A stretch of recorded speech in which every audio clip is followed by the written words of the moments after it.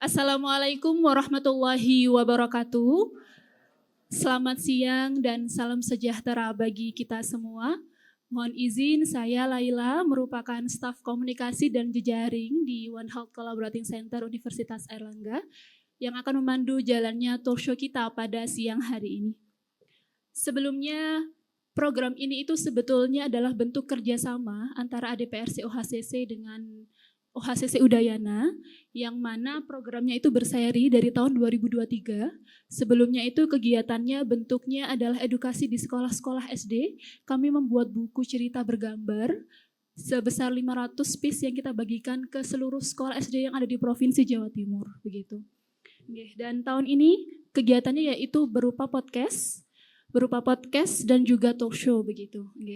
Dan kegiatan ini merupakan rangkaian application of One Health approach to raise wildlife protection awareness OHW in Indonesia, yang mana didanai oleh Kementerian Federal Jerman untuk Kerjasama Ekonomi dan Pembangunan atau BMZ, yang telah mendukung proyek Aliansi Internasional Melawan Resiko Kesehatan Satwa Liar, yang mana melalui GIZ kepada OHCC Udayana yang bekerja sama dengan ADPRC OHCC Unair. Nah, sesuai dengan Permenhub nomor 1 gitu ya, 2024, kita itu harus dikasih amanah sama negara untuk melakukan pengelolaan konservasi sumber daya alam dan ekosistem. Di mana di pasal 157 menyatakan bahwa tugasnya itu ada salah satunya adalah melakukan pengelolaan aspek kesehatan satwa liar. Itu dinyatakan, dimention. Jadi kenapa kita butuh dokter hewan? Ya karena ini amanah dari regulasi ini. Kenapa kita ada media konservasi? Ya karena ini, gitu ya. Jadi bukan dilakukan oleh seorang Ikhwan Musli, tapi seorang dokter hewan yang ngelola terkait dengan kesehatan satwa liar. Dan itu wajib ada di BKSDA semua. Walaupun BKSDA ada yang tidak, tapi akan selalu dilengkapi dan alhamdulillah di sini sudah ada 2 orang. Asalnya ada 3.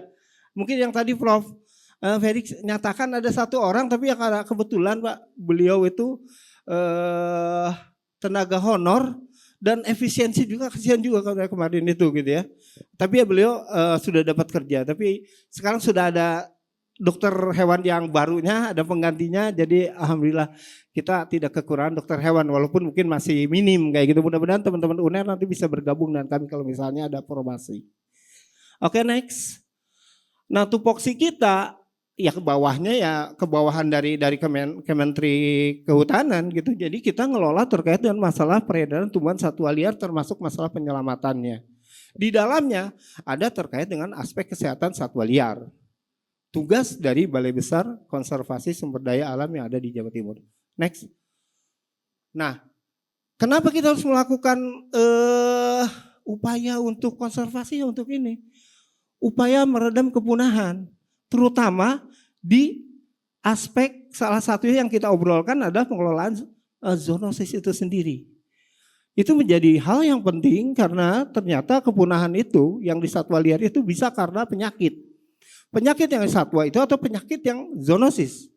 Mungkin adik-adik tahu di sini zoonosis seperti apa, mungkin nanti kita bahas walaupun sebenarnya pasti akan sudah sangat tahu ya kayak gitu kan.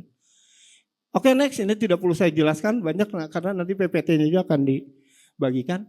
Ini regulasinya, saya semua kurang suka berbicara masalah regulasi, tapi ya tetap karena kita PNS, ASN, kita hidup ini, regulasinya seperti ini. Yang intinya kita boleh melakukan perburuan, boleh ikutin peraturannya. Pengawetan dalam arti pelestarian harus ada, pemanfaatan kita diperbolehkan. Salah satunya dengan perdagangan itu ada. Dan aturannya strict. Dan itu harus prinsipnya hati-hati dan supaya tidak terjadi kepunahan. Walaupun di dalamnya pasti ada aspek-aspek terkait kesehatan satwa liar. Oke, next. Nah, dan ternyata peredaran yang ada di dunia yang ilegal itu, saya sempat kemarin ngobrol-ngobrol sama Dok Lela, ini kita nomor berapa tuh? Nomor 7, perdagangan ilegal hidupan liar itu nomor 7. Dan itu di dunia seperti itu. Yang pertama narkoba, senjata, perdagangan manusia atau human traffic, dan akhirnya ke nomor 7. Dan dampaknya ke ekonomi dan ekologi. Termasuk mungkin dampak ke arah kesehatan. Ya, lanjut.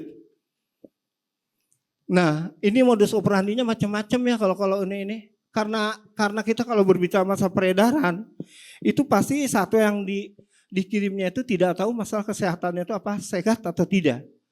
Karena kayak gini nih, teman-teman dokter hewan, Pak Sam juga terbiasa ada ngurus orang utan. Daripada orang utan ada di Jawa Timur, di Kalimantan, ternyata ada juga dari sini dikirim.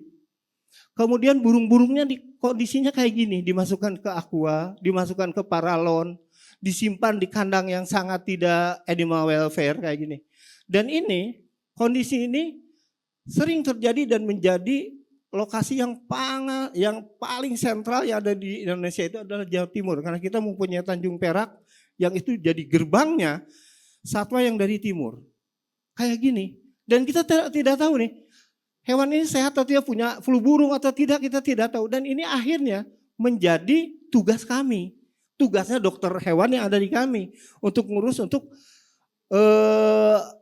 mengecek kesehatannya. Dan saya dengar dari Dok Cindy, Dok Sela, sempat ada flu burung ya.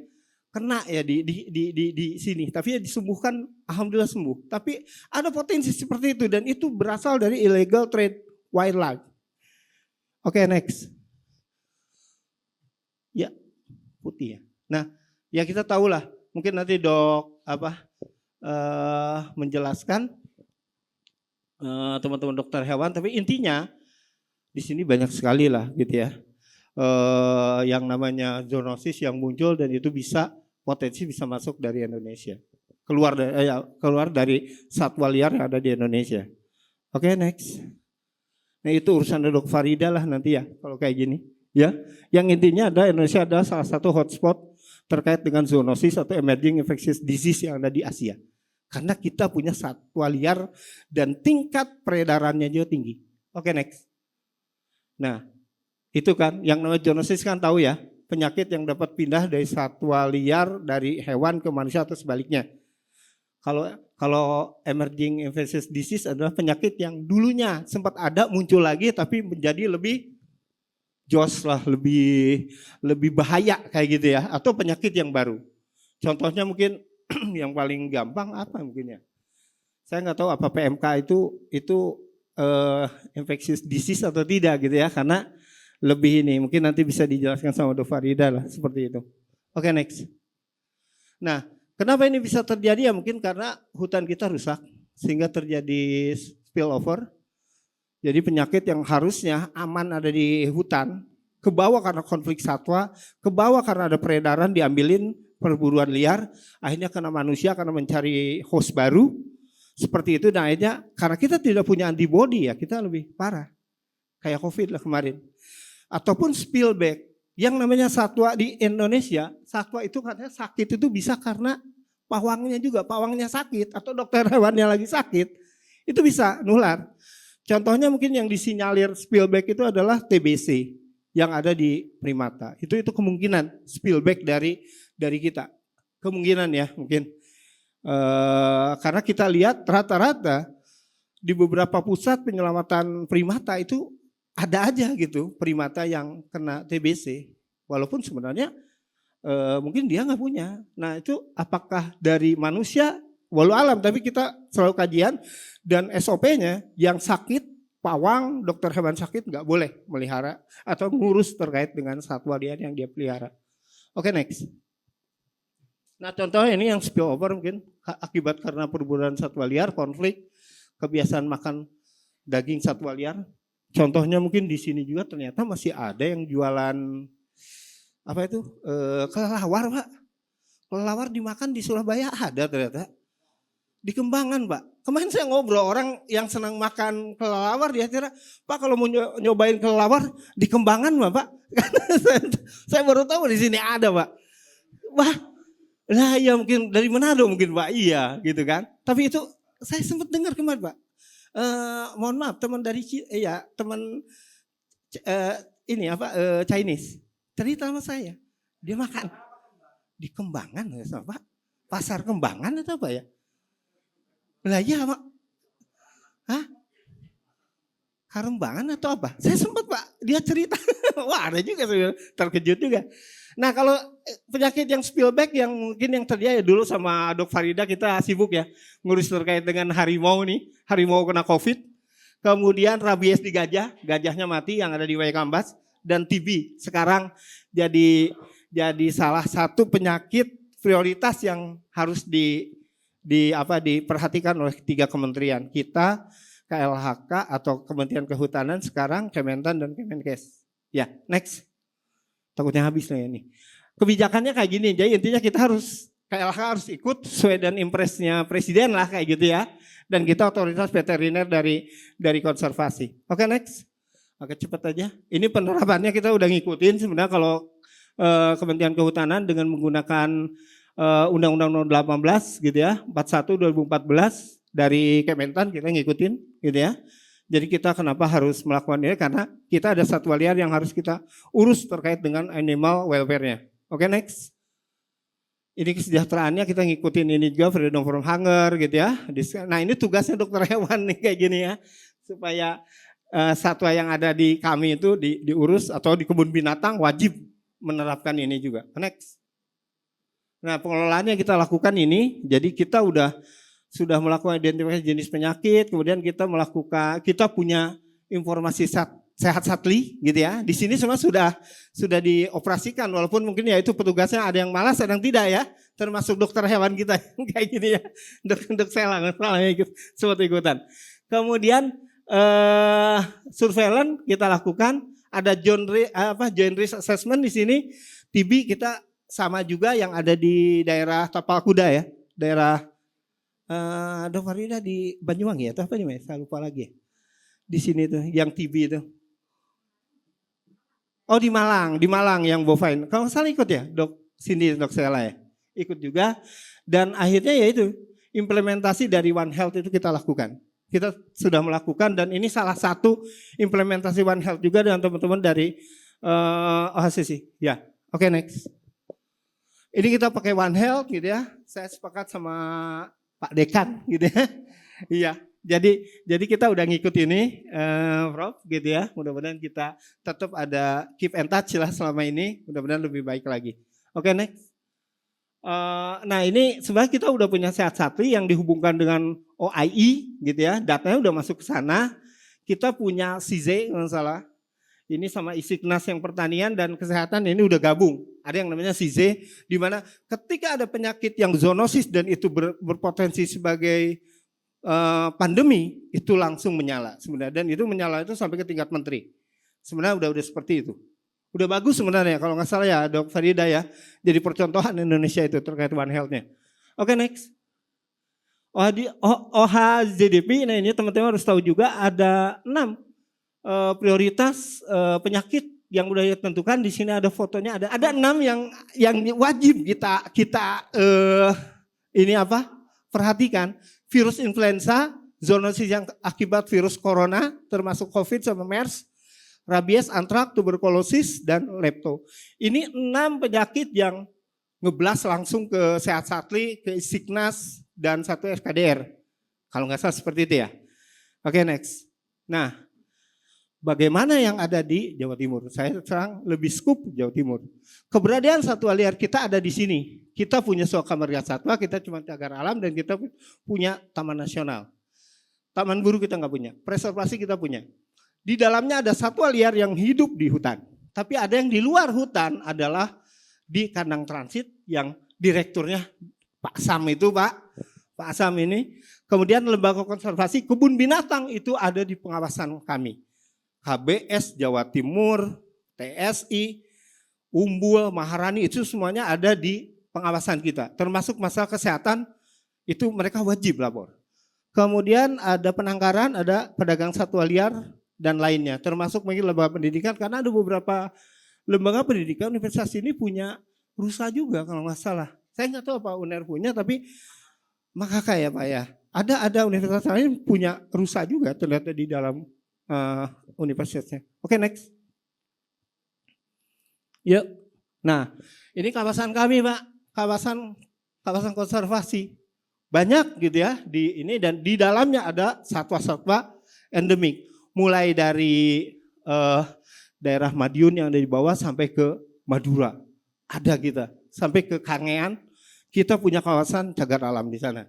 Mulai dari Banyuwangi kita punya Ijen kayak gitu. Dan mungkin Taman Nasional, walaupun itu pengelolaannya bukan di kami, tapi kita satu atap dengan dengan Balai Taman Nasional di bawah Kemenhub. Oke, next. Nah, ini lembaga konservasi yang ada di Jawa Timur.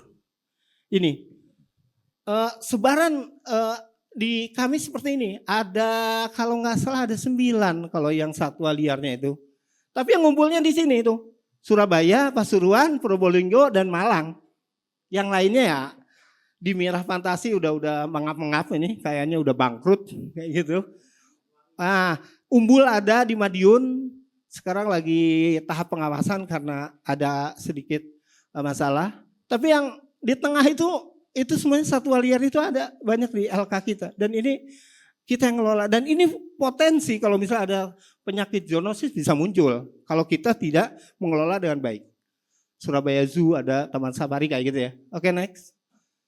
Ya, nah ini sebaran penangkar kami banyak berdasarkan kelas, berdasarkan lokasi kita banyak. Peredaran satwa liar yang terbanyak di Indonesia itu ada di Jawa Timur. Kenapa? Karena dari Perak, dari Bandara Juanda diekspor keluar. Oke, next. Nah, sebenarnya dari peraturan itu ada persyaratan adanya tenaga medis dalam pengelolaan satwa liar.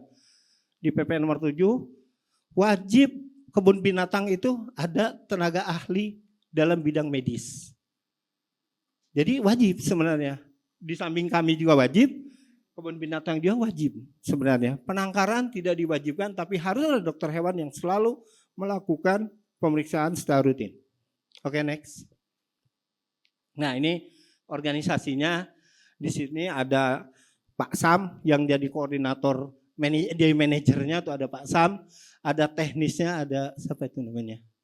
Pak Sarjono, ada Dok Zakia, ada Dok Cindy. Ini pentolannya ada di sini Pak, tiga-tiganya Pak. Ada 3 di sini gitu ya. Perawatnya aja yang kita nggak ajak. Ini kita punya. Kenapa ada kandang transit? Karena tingkat illegal trade-nya itu paling tinggi di sini. Jadi satwa yang kita sita masuk ke kandang transit. Yang sehat dilepas liarkan, yang nggak bisa dilepas liarkan itu bisa ke LK kebun binatang atau kalau punya penyakit itu ditidurkan. Dan itu wajib ada persyaratan ataupun pernyataan dari dokter hewan. Kalau saya nggak bisa Pak, saya bilang oh ini sehat lepaskan nggak bisa. Tapi kalau dok sini atau dok saya menyebutkan bahwa ini boleh dilepas liarkan boleh. Termasuk kepala balai besar juga nggak bisa seenak-enaknya melepas liarkan. Harus ada rekomendasi dokter hewan. Oke, next. Jumlah satwanya sekarang seperti ini. Ini yang bulan lalu, primata ada 27, aves 243, reptil 290, dan mammalia 16 ekor. Dan sekarang tingkat yang paling banyak konflik di Jawa Timur itu ada yang pertama itu adalah piton. Ular banyak sekali sekarang Pak. Ular itu. Kita hampir tiap bulan itu banyak ya mungkin ya teman-teman ya. Kemudian yang kedua makaka. Makaka yang jadi masalah di kami. Dan kita tahu bahwa yang namanya makaka, tikus sama satu lagi itu apa? Satu yang zoonosis, yang potensi zoonosis itu makaka kita banyak konfliknya di sini. Dan dia pembawa rabies ya, gitu kan, salah satunya. Oke, next. Nah ini pengelolaannya seperti ini, saya dapatkan dari teman-teman kandang transit, WRU, jadi ada penyerahan, itu karena ada penyerahan masyarakat, konflik atau barang bukti dari illegal trade, satwa masuk, itu ada asesmen awal biasa dilakukan pemeriksaan kesehatan. Ada pemeriksaan kelayakan lapas liar, perawatan. Kemudian dirawat di kandang transit. Kemudian ada asesmen terakhir, satwa itu sehat, liar, lepas liarkan. Kemudian kalau tidak bisa translokasi, kalau misalnya satwanya bukan satwa Pulau Jawa. Jadi kalau misalnya dia ada komodo, ya nggak bisa dilepaskan sini, harus dibawa ke komodo. Kalau di sini ada labi-labi, nggak bisa lepas sini, lempar ke NTT. Kalau di sini ada orang utan, kemarin kita lempar ke Kalimantan kayak gitu mungkin. Kemudian ada penitipan kalau itu udah tidak bisa dilepas liarkan, biasa kasihkan ke penangkaran ataupun ke kebun binatang. Tapi kalau ada penyakit dimusnahkan atau ditidurkan, dietanasi. Dan itu semuanya ini urusan dokter hewan gitu ya, yang memberikan rekomendasi. Ya, tapi tantangannya itu. Terus anggaran terkait dengan pakan ini kita sangat rendah sekali.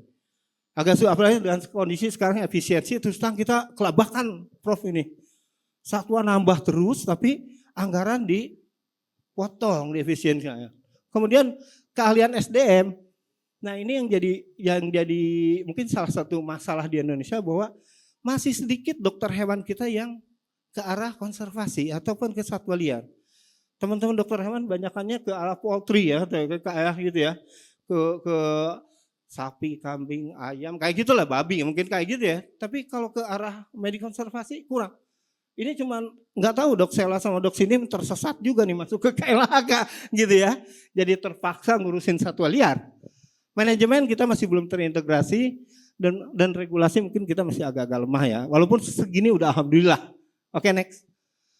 Ini kesehatannya udah dicek kayak gitu ya. Jadi ada neo welfare-nya, pemantauan kesehatan, termasuklah pemantauan kesehatan awal. Jadi ini salah satu upaya mitigasi risiko dari zoonosis ini sendiri.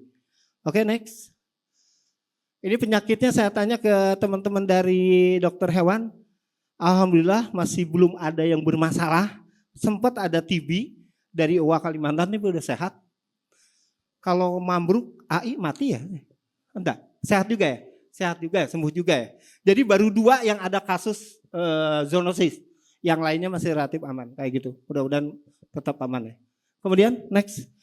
Ini oke, next. Nah, ini penyakit yang ada di lembaga konservasi kita relatif juga masih belum ada masalah terkait dengan zoonosis, tapi tetap kita tekankan ke dokter hewan yang ada di kebun binatang. Semua kebun binatang wajib melakukan pemeriksaan kesehatan baik satwanya ataupun pawangnya atau dokter hewannya.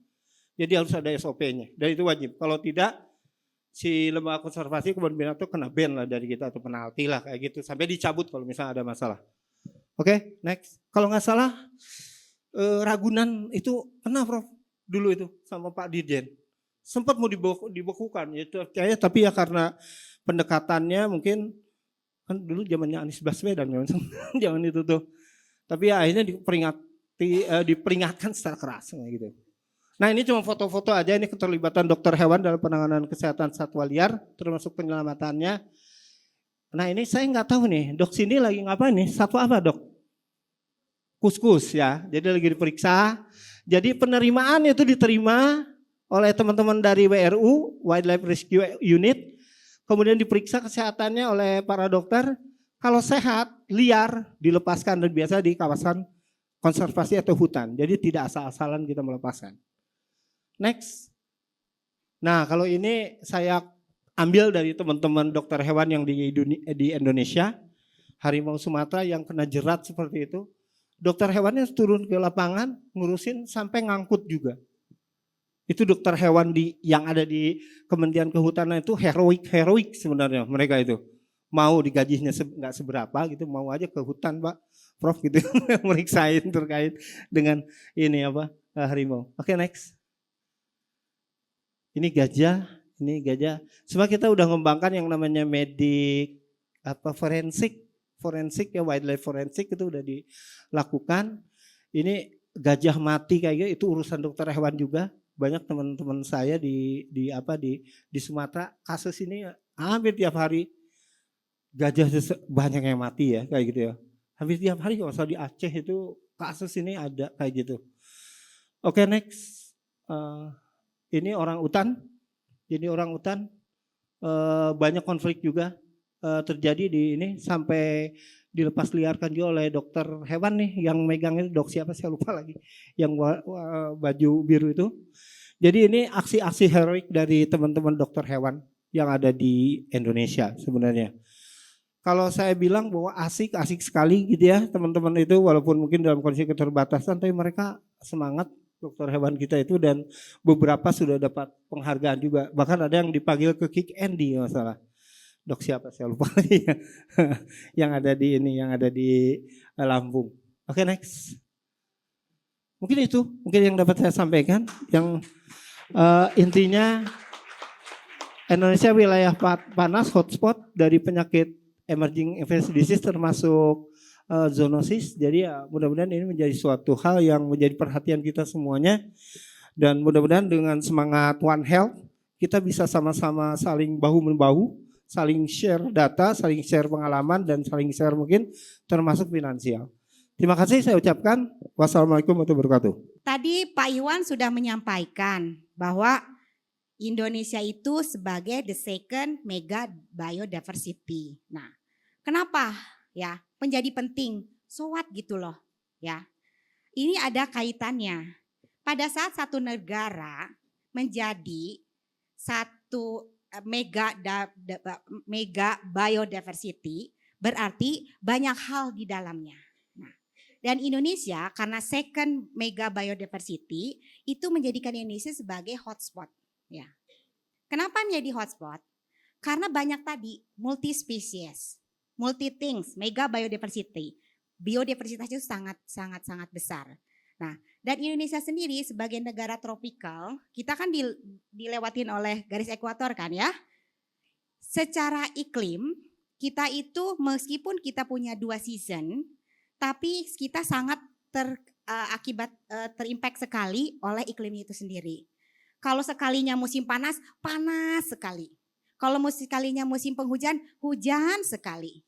Jadi itu sangat berakibat kepada mega biodiversity itu untuk jadi berubah. Nah, pada saat itu ada efek dari karena kita punya mega biodiversity, juga ada climate. Semakin kesini orang Indonesia makin banyak. Kita sekarang udah 280 juta ya. So 280 mau 300 loh. Ya tenang saja, Indonesia panjang stretch katanya panjangnya sama kayak Amerika. Tapi ngumpulnya di mana? Di Jawa. Nah tempatnya Pak Iwan tadi bilang Jawa Timur ada letak-letak wilayah-wilayah yang sangat banyak LKLK, lembaga konservasi. Yang berarti apa? Interaksi antara orang dengan satwa liar itu menjadi intens.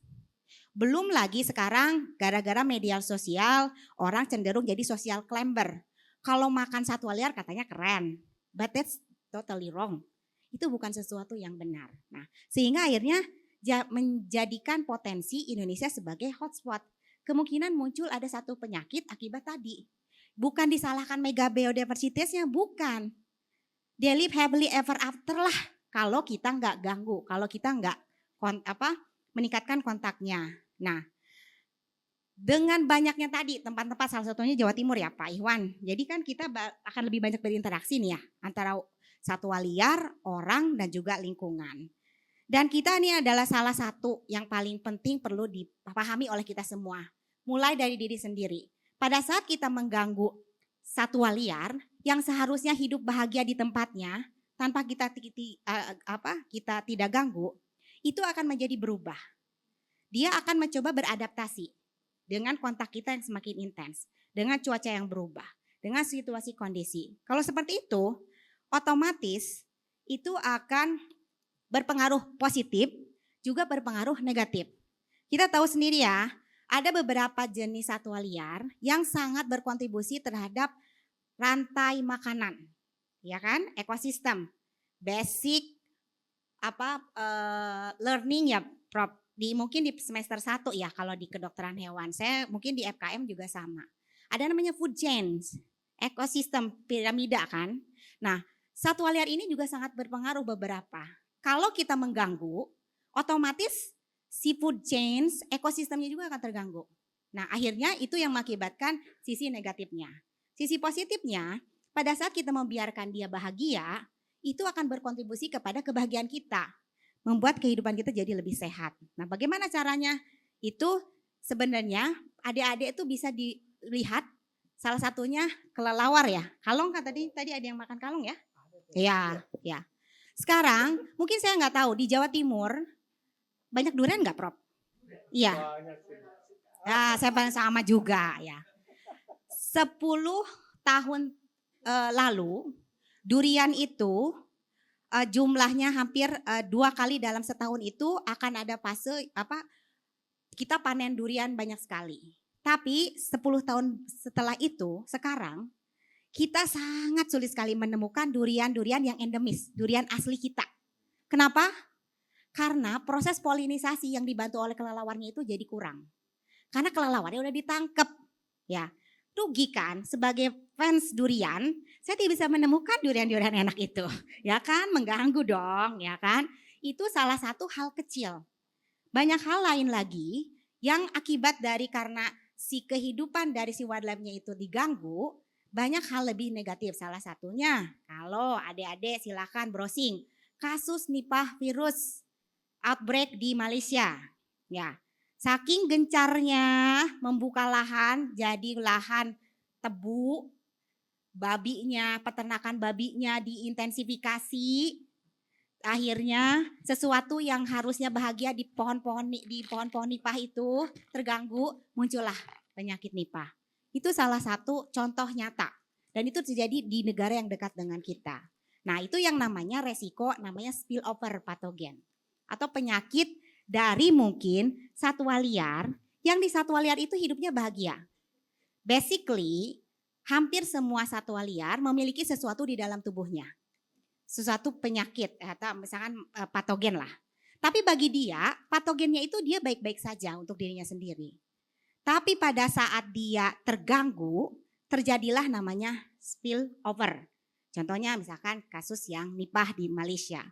Tapi adik-adik jangan lupa ada namanya spillback. Jadi bukan hanya satwa liar saja yang harus kita persalahkan. Hewan domestik terkadang bisa melakukan spillback. Contohnya apa? African swine fever. Tadi bilang ya, di Sumut. Tahu kan African swine fever? Itu adalah penyakit demam babi Afrika. Dulu sebelum 2015 Indonesia tidak punya. 2016 Indonesia tidak punya. Muncul ke Indonesia itu di tahun 2018 akhir, declare 2019. African swine fever. Nah, ternyata yang tadinya hanya suka ke babi-babi domestik, tahu-tahu babi domestik ketemu sama babi yang ada di liar atau babi liar. Jadinya itu dia spill back. Akhirnya menularkan kepada hewan domestik. Satu lagi yang terbaru, awal 2025. Heboh di Kambodia dan juga di Vietnam. Dan juga di Amerika. Kucing-kucing liar terkena flu burung. Ya. Dari mana ini kucing?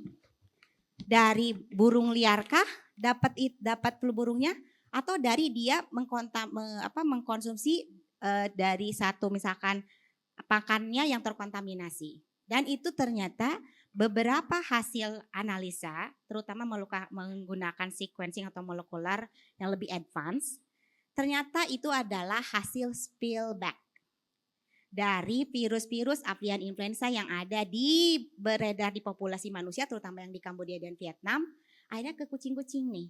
Bahkan itu kucing-kucingnya ada di kebun binatang loh. Mikir kapan itu si kucing itu bertemu dengan manusia yang kena avian influenza. Sampai sekarang masih misteri dan terus studi itu dilanjutkan. Nah, jadinya kalau kita memproteksi ini satwa liar, banyak hal positif. Supaya tadi mencegah spillover dan spillback itu bagi kita komunitas di dunia kesehatan itu yang salah satu utamanya. Next. Nah, ini adalah salah satu publikasi terbaru yang menggambarkan pentingnya memperlihatkan bagaimana mencegah patogen spillover. Sebenarnya tidak hanya spillover tapi spillback ya. Dan ini membutuhkan One Health approach.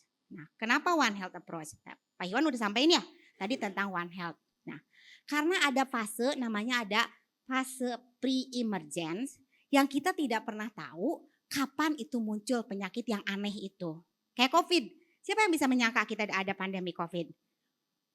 Saya keahliannya itu berfokus kepada avian influenza. Dari saya brojol di dunia pendidikan, maksudnya lulus dari jadi dokter hewan, saya itu jadi asisten di laboratorium virologi. Ngurusin avian influenza sampai sekarang. Ngurusin itu karena takut karena itu potensi pandemi. Tahu-tahu jeger COVID-19 dari coronavirus, SARS-CoV-2. Yang kita tidak pernah berpikir. Kenapa? Karena kita lalai di pre-emergence. Karena pada saat di pre-emergence, kita tidak tahu jenis patogen apa yang memiliki potensi. Nah, pada saat kita lalai di pre-emergence, akhirnya memungkinkan ada satu patogen yang tadi kalau nggak spill over atau spillback. Kenapa bisa terjadi? Karena ada interaksi. Yang tadinya si satwa liar itu hidup happily ever after di tengah hutan, tapi karena ada perburuan untuk diperdagangkan, tadi kan banyak sekali tuh di unit rescue yang akhirnya sebagai transit ya dari hewan-hewan liar yang diperdagangkan. Itu yang bisa memungkinkan kontak yang lebih intens yang menjadikan spillover atau spillback itu mungkin terjadi. Kayak di Taman Baluran itu ada kerbau ya. Nah, ya. Kerbau sebenarnya itu menjadi ancaman buat satwa liar, terutama ruminansia di satwa di liar. Kenapa? Satu, kerbau di Indonesia disinyalir terinfeksi oleh penyakit mulut dan kuku. Nggak kebayang dong kalau misalkan si kerbau-kerbau ini berjalan keliling-keliling di Taman Baluran, ketemulah sama misalkan ada rusa kan?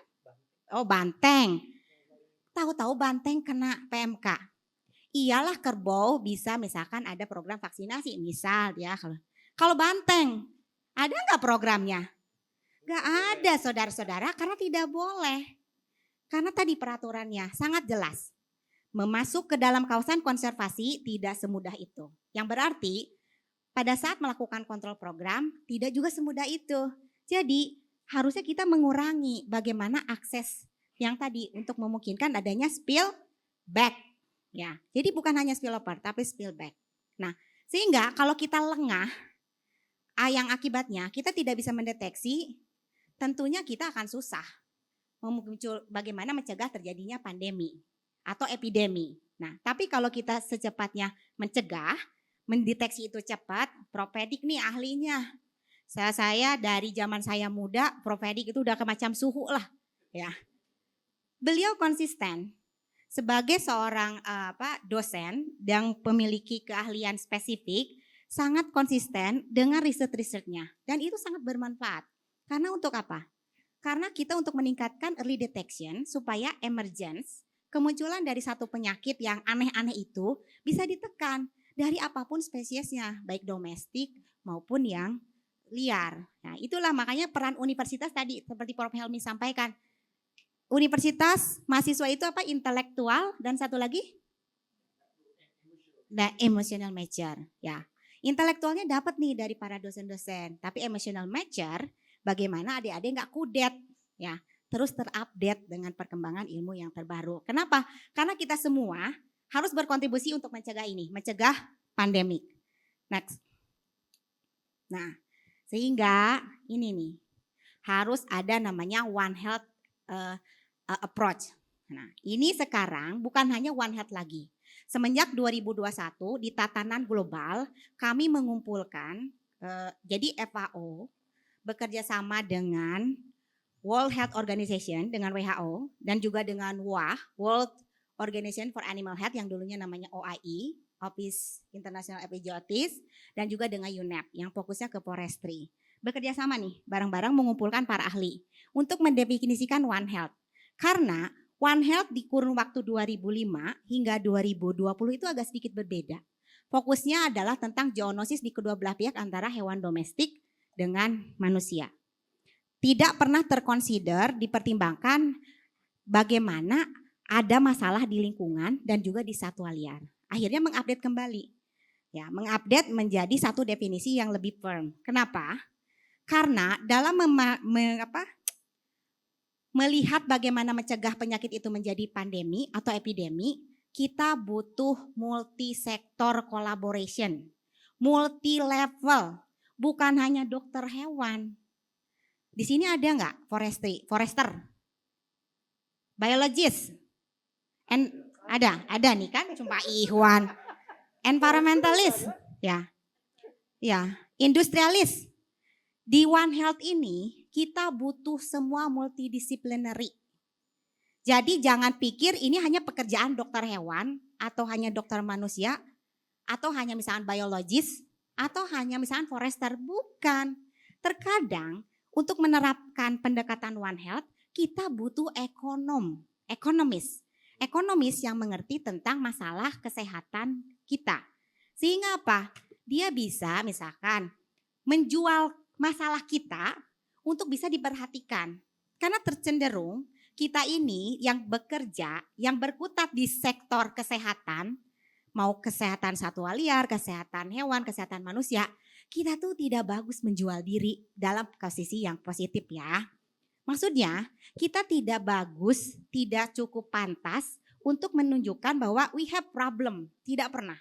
Nah berarti we need help ya, kita butuh bantuan. Bantuan itu ekonomis bisa membantu kita menunjukkan how much the impact, berapa kerugiannya ya. Ahli komunikasi bisa menjadi corong awareness kita, mengkomunikasikan beberapa resikonya ke arah yang jauh lebih level tinggi atau bahkan ke grassroots level. Nah jadi butuh yang One Health approach ini, definisinya silahkan dibaca. Next. Nah ini di tataran global yang tadi ada quadripartite, kita membuat satu guidance untuk seluruh negara. Namanya Quadripartite One Health Joint Plan of Action. Nah, salah satu yang tadi disampaikan oleh Pak Iwan ada OHJDP, itu salah satunya adalah salah satu bentuk kita bernegara bersepakat. Penyakit apa yang harus kita kendalikan bersama? Salah satunya menggunakan OHJDP, itu salah satu amanat dari OHJPA ini. Ya. Next. Nah, yang tadi saya bilang One Health itu teamwork, partnership, and collaborative. Jadi pemerintah, organisasi internasional, NGO, kemudian swasta, universitas, akademisi, bahkan private sector yang misalkan vaksin produser, masyarakat umum, itu harus bersama-sama. Jadi it's not my own problem.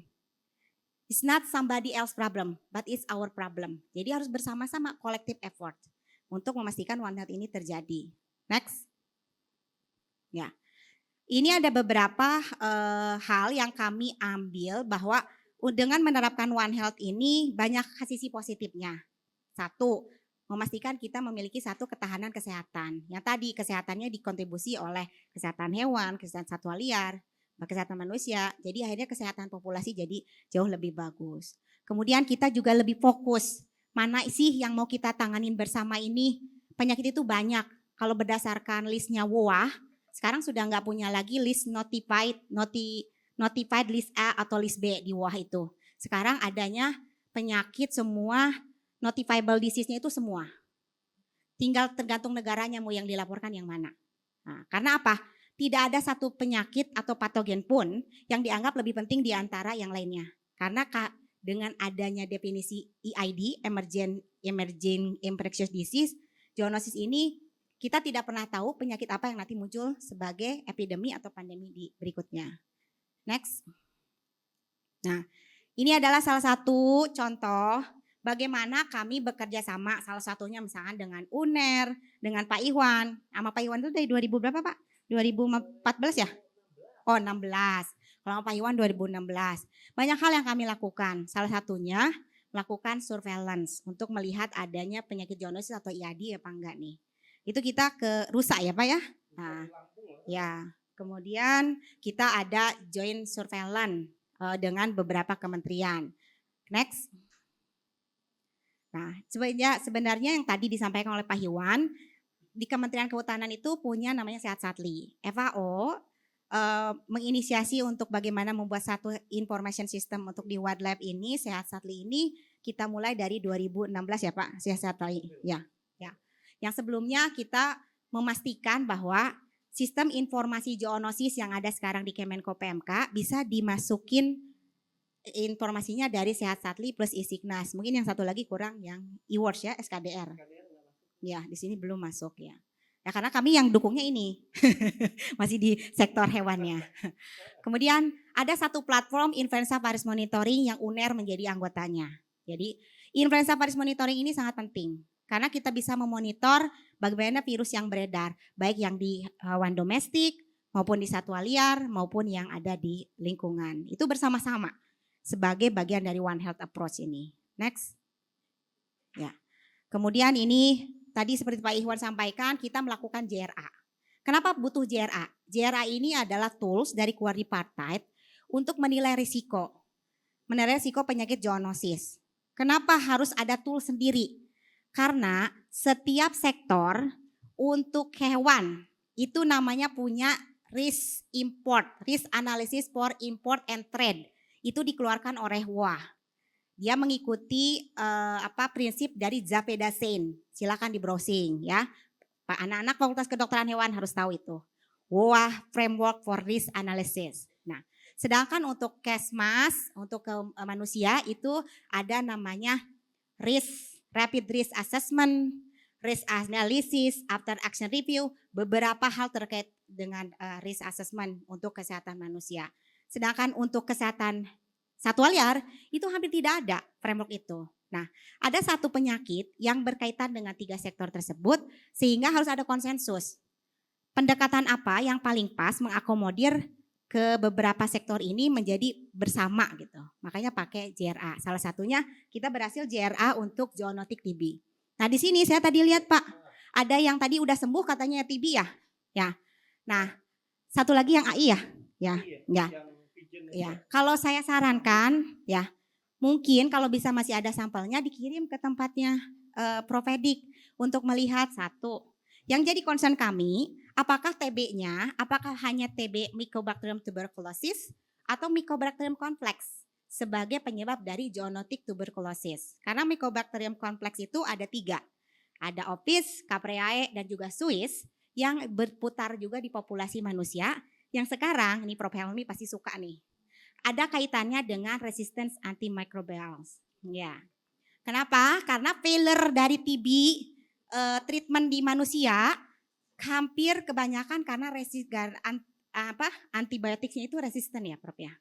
Jadi sekarang banyak sekali TB ekstra paru. Yang kita tidak tahu apakah itu karena Mycobacterium tuberculosis atau sebenarnya apa kompleks. Ini adalah ranah yang adik-adik bisa fokus ke sana. Karena itu salah satunya yang harus kita fokuskan. Dan itu berakibat sangat fatal juga di populasi satwa liar. Nah kemudian yang AI ini kita pengen tahu. Yang AI ini AI-nya AI apa? Kalau sembuh kemungkinan kan kalau patogenik. Tapi kan gak tahu juga ya. Apakah itu mungkin dia HPAI tapi HPAI yang hidup bahagia di populasi unggas liar tersebut. Seperti itu. Ya jangan lupa dikirim ya. Sampelnya. Ya. Oh iya ya, silakanlah berkirim. Kalau saya suka kalau sampel-sampel kayak gitu. Next. Nah ini ada lagi yang lebih advance. Nah kita itu ilmu tuh semakin maju.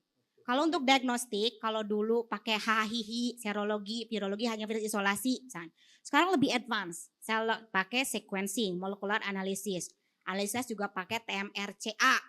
Katanya melihat bagaimana historical, benar nggak ini masuknya penyakit ini tahun berapa, dari mana, sudah sangat advance. Dan yang paling lebih enak lagi untuk melihat adalah bagaimana kita melakukan risk mapping.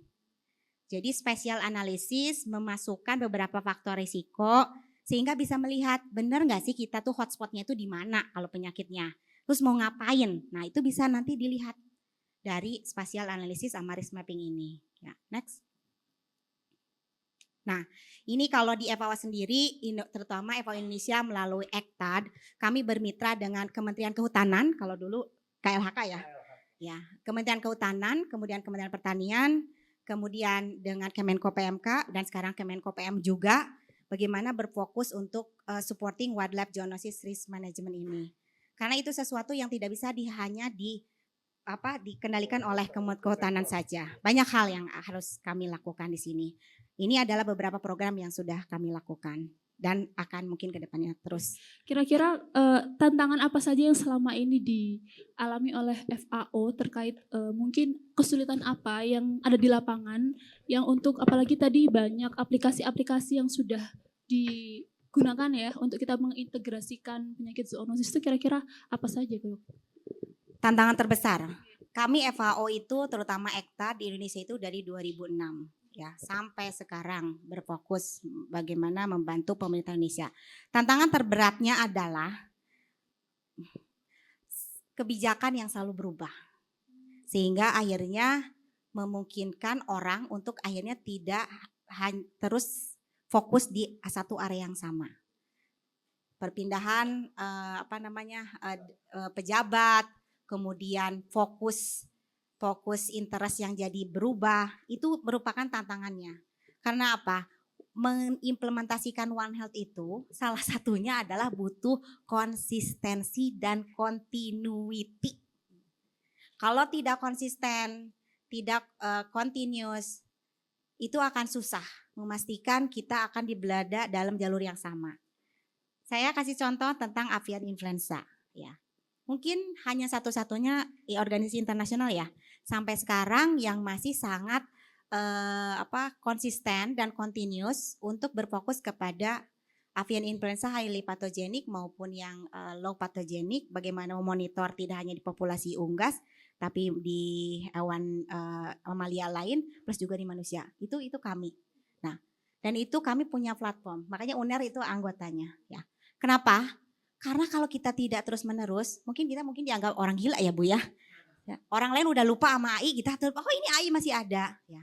Jadi harus ada yang konsisten, harus ada yang continuous. Dan ini tantangan terbesarnya sejak 18 tahun yang lalu, tantangannya itu susah fokus konsisten itu dari kebijakan dan susah untuk terus-menerus, sehingga itulah yang menjadi tantangan. Tapi sebagai mitra pembangunan internasional, kami punya kewajiban kepada pemerintah Indonesia. Tidak boleh kami lelah karena kami harus membayar in return kepada pemerintah Indonesia sebagai anggota dari FAO untuk memastikan bahwa Indonesia memiliki hak yang sama untuk kami berikan pelayanan. Meskipun saya sudah cukup lelah ya untuk yang avian influenza ini, tapi ya saya tetap semangat karena saya merah putih, karena saya Indonesia. Gitu. Betul sekali. Berarti memang itu tantangannya, kita perlu mensinergikan juga pemerintah agar bisa terus konsisten gitu ya Bu ya. Tidak hanya pemerintah, Semua. konsisten dan continuous itu semua pihak loh. Betul.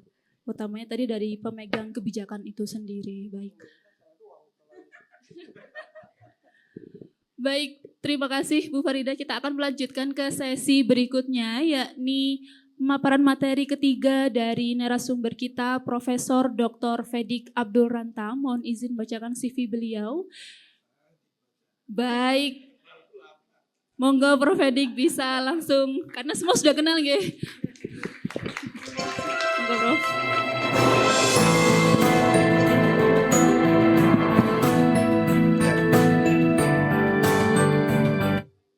Terima kasih Dr. Laila, dan saya mohon izin ini Pak Ikhwan dan Bu Farida.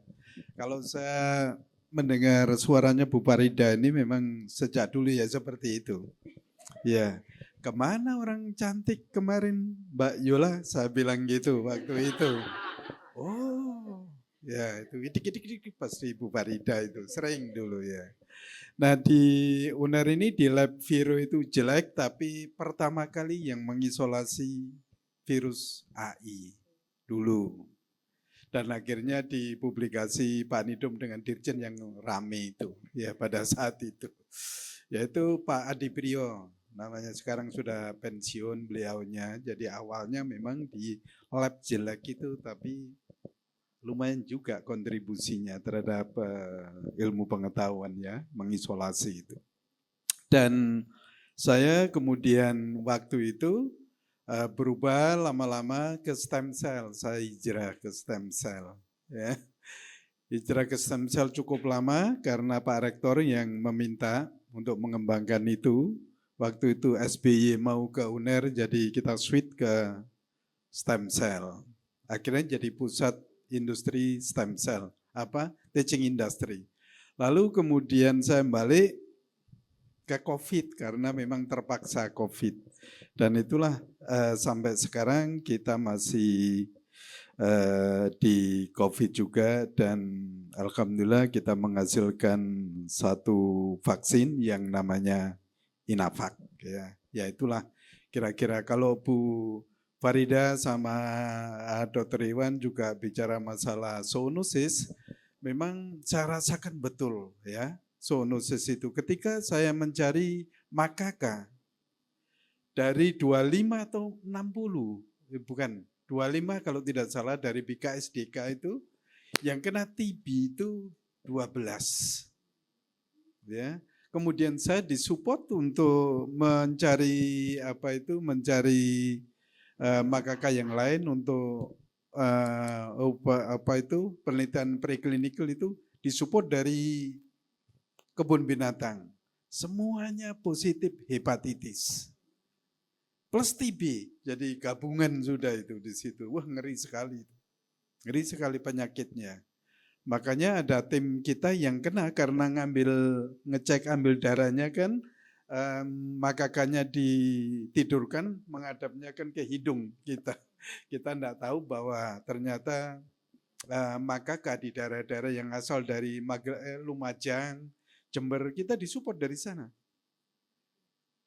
Ternyata di sana interaksi dengan human juga dekat barangkali di situ, sehingga konflik interest antara hewan dan ada konflik antara hewan dan manusianya terjadi, banyak dipegangi dan akhirnya juga mungkin saling menular barangkali ya di situ pada saat itu.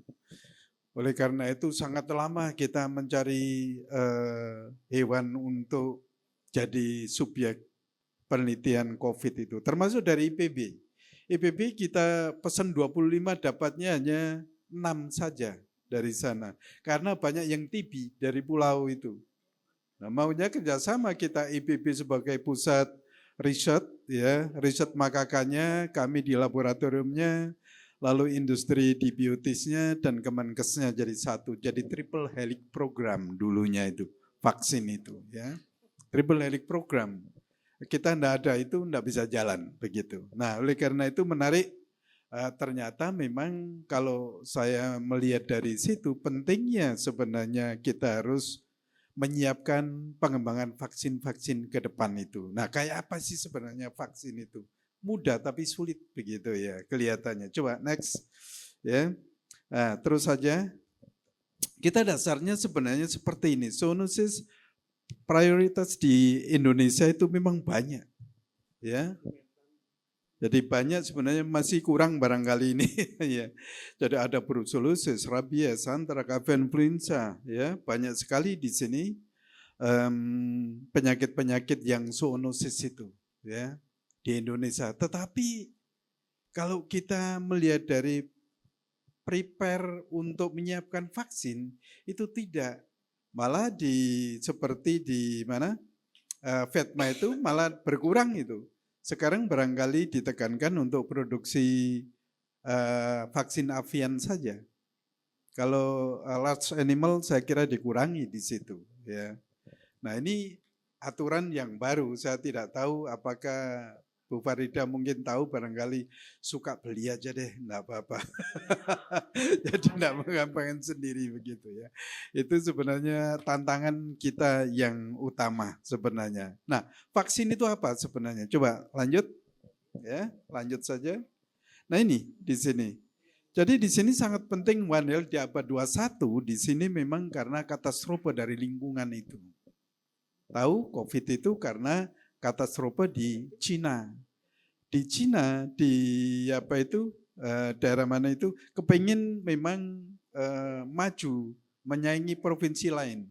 Shanghai, ya. Shanghai itu yang kepingin diajukan jadi industri, maka semua ditebangi, kelelawar tidak ada makanan. Nah, disitulah stres. Kalau stres terjadi apa? Respon imunnya juga rendah. Kalau respon rendah, virusnya berkembang, kan begitu. Nah, itulah terjadilah kalau istilahnya Bu Farida tadi adalah terjadi spillover di situ, ya. Lama-lama penyakit itu intinya kalau ke manusia sekali enggak apa-apa, hanya dia saja yang bisa. Kalau 2 kali, 3 kali, 4 kali maka sudah adapted, maka bisa dari manusia ke manusia sangat-sangat mudah. Ya, sangat mudah. Kurang lebih berapa kira-kira pasase ke manusia itu kalau 5 kali biasanya sudah mulai adapted.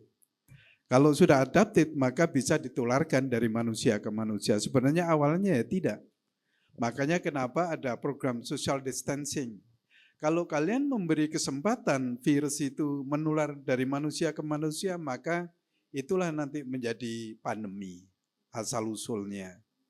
Ke sana asal-usulnya. Ya. Jadi gampang begitu. Pindahnya itu ya karena sudah adapted. Nah, next. Nah, disinilah yang dituntut human animal environment interface itu yang menjadi tantangan kita sendiri, bagaimana bisa menjalankan itu sebenarnya. Kalau Amerika, USA itu kan membantu di Indonesia untuk para pejabat atau dinas awal-awalnya itu, ya. Ini sejarah kenapa di dinas itu kok selalu selesai tidak jalan, selesai program tidak jalan. Karena memang pada saat itu kalau uangnya habis di dinas itu, kalau pensiun enggak terus. Jadi enggak terus dikasihkan siapa gitu. Sama saja teknologi stem cell saya memberikan ke ke lembaga penelitian yang dulunya sekarang LIPI, ada LIPI, ada apa dulu Bu Farida? Ya, BRIN sekarang, tapi sebelumnya ada apa namanya? Pak Habibie, bukan Pak Habibie. Apa itu? Iya, Puspitek, apa namanya. Nah, itu di situ itu strukturnya adalah kalau saya beli program gitu, saya desainkan itu, nanti tidak ada yang meneruskan Pak Fedi. Loh kenapa kok tidak ada yang meneruskan? Saya kan pindah, tidak di situ terus. Loh kan ada anak buahnya, saya bilang gitu. Jadi tidak, ya itu tidak ada budaya untuk mengembangkan bersama, tidak ada. Ya di Jakarta itu seperti itu. Ya, oleh karena itu ya sudah, enggak apa-apa, saya jalan terus begitu kan. Nah, dari sinilah sebenarnya masalah munculnya zoonosis itu dari sini. Harmonisasi antara human, animal, dan lingkungan environment itulah yang kurang sebenarnya, kurang saling menguntungkan. Jadi ekosistem yang baik tidak gitu. Kalau kita ngawur semuanya habis dibunuh semuanya misalnya gitu. Cycle-nya seperti apa, ekosistemnya seperti apa, ya enggak ada. Kalau enggak ada ya sakit gitu ya. Padahal virus adalah mencari tempat yang hidup, ya kan? Nah, seperti di Afrika juga. Jadi kesempatan hal ini kenapa terjadi di Indonesia? Ini satu garis lini tadi seperti dipresentasikan oleh Bu Farida tadi itu. Jadi satu lini, jadi mulai dari negara-negara tropis itu sampai Afrika itu, deretan itu, Amerika Latin itu, semua penyakit yang ada itu pasti terjadi di situ. Karena terjadi banyak mutasi dan seterusnya. Dan apalagi lingkungannya kurang baik, maka sangat memacu terjadinya mutasi. Ya. Next. Nah, disinilah kira-kira kalau contoh SARS-CoV ini. Ya. Jadi satu virus ketika menginfeksi orang di situ, kemudian 3 orang, kemudian menjadi banyak orang, maka kurang lebih 3.804 varian protein yang tumbuh. Itulah saya bilang adapted itu. Makanya ada program social distancing. Tidak boleh berdekatan supaya tidak saling menular begitu. Kalau bisa menular ya sama, akhirnya ya nanti adapted. Sama dengan kalau ayam, penyakit, ayam itu kalau membebaskan suatu penyakit maka depopulasi di situ untuk mengurangi ya supaya tidak saling menginfeksi dan akhirnya menjadi varian-varian yang baru kira-kira gitu. Nah, bagaimana untuk mengatasi ini? Next. Nah, di sini vaksin ya. Jadi vaksin menjadi tantangan utama bagi kita. Vaksin itu memerlukan dana yang luar biasa. Ya, dana yang luar biasa, tetapi kalau jadi penyakitnya hilang rugi, enggak laku vaksinnya. Ya, enggak laku. Tetapi ingat bahwa vaksin itu selalu harus ada booster. Karena virus itu 3,5 tahun, paling cepat 3,5 tahun, itu menjadi siklus balik lagi. Mutasi, lalu kuat lagi seperti semula. Balik lagi, main lagi begitu. Itu putaran dari virus. Logis di situ. Makanya saat ini mungkin karena sudah divaksinasi semua SARS-CoV itu, ya kita punya punya antibodi seolah-olah tidak ada, tapi di lapangan masih ada. Sampai sekarang itu masih ada. Ada beberapa anaknya teman kami itu 2 minggu di rumah sakit dicek itu enggak selesai katanya mungkin trakeitis atau apa, padahal ternyata dites COVID positif juga, ya. Ya, ini menjadi masalah. Next. Ya. Jadi vaksin itu bisa berasal dari protein bakteri, virus atau parasit juga bisa. Itu adalah vaksin. Jadi bahan antigen yang bisa menginduksi antibodi di dalam tubuh itu. Sehingga tubuh akan menetralisir jika ada virus atau bakteri atau penyakit lain yang masuk ke dalam tubuh sesuai dengan jenis penyakitnya. Jadi vaksin ini tidak bisa misalnya saya imunisasi COVID, kemudian di dalam tubuh anti HIV, tidak bisa. Vaksin itu adalah sifatnya spesifik gitu ya, spesifik. Kalau vaksinnya ND ya anti ND. Kalau yang dimasukkan rabies ya anti rabies. Kalau dimasukkan COVID ya anti COVID misalnya gitu ya, SARS-CoV. Jadi spesifik vaksin itu. Oleh karena itu seperti penelitian dari Dr. Ekwan tadi sama Dr. Farida tadi itu, informasi pertama yang sangat penting dan itu harus dieksplorasi. Siapa? Surveillance-nya harus ada. Surveillance kemudian kalau muncul, kirim ke pusat-pusat laboratorium itu untuk dianalisis lebih lanjut. Ini terjadi mutasi atau tidak? Kalau bagi saya ini bisa digunakan vaksin atau tidak. Karena setiap virus isolat belum tentu bisa digunakan vaksin. Ada yang defect di pertengahan kita perbanyakkan virus. Ada yang gampang mutasi, labil. Jadi kita kalau COVID kemarin pengalaman saya ada 26 isolat yang kita bisa jadikan vaksin hanya 3. 3 kita pilih jadi 1, itu yang stabil. Ya. Jadi tidak semua virus bisa dijadikan vaksin. Makanya kadang-kadang kita sendiri kalau di lembaga-lembaga pendidikan tinggi, kadang-kadang di Indonesia saya dapat virus ini calon vaksin sudah war-wame padahal diteruskan ya enggak bisa jadi vaksin. Jadi lucu begitu ya. Jadi vaksin itu ada trennya. Lanjut coba. Ya. Nah inilah kalau kita melihat historis, sebenarnya pada tahun 200 itu loh sudah ada orang Cina membuat vaksin sendiri. Ya. Nah apa yang tertua sebenarnya ya vaksinnya itu virus cowpox itu. Penyakit cacar ya. Kalau kalian lihat perkembangannya vaksin itu, berapa lama itu? Tahun 200 baru ada tahun 1796 Edward Jenner ini. Lama sekali. Karena imunologi itu perkembangannya sekitar tahun 1970-an, 80-an baru berkembang imunologi.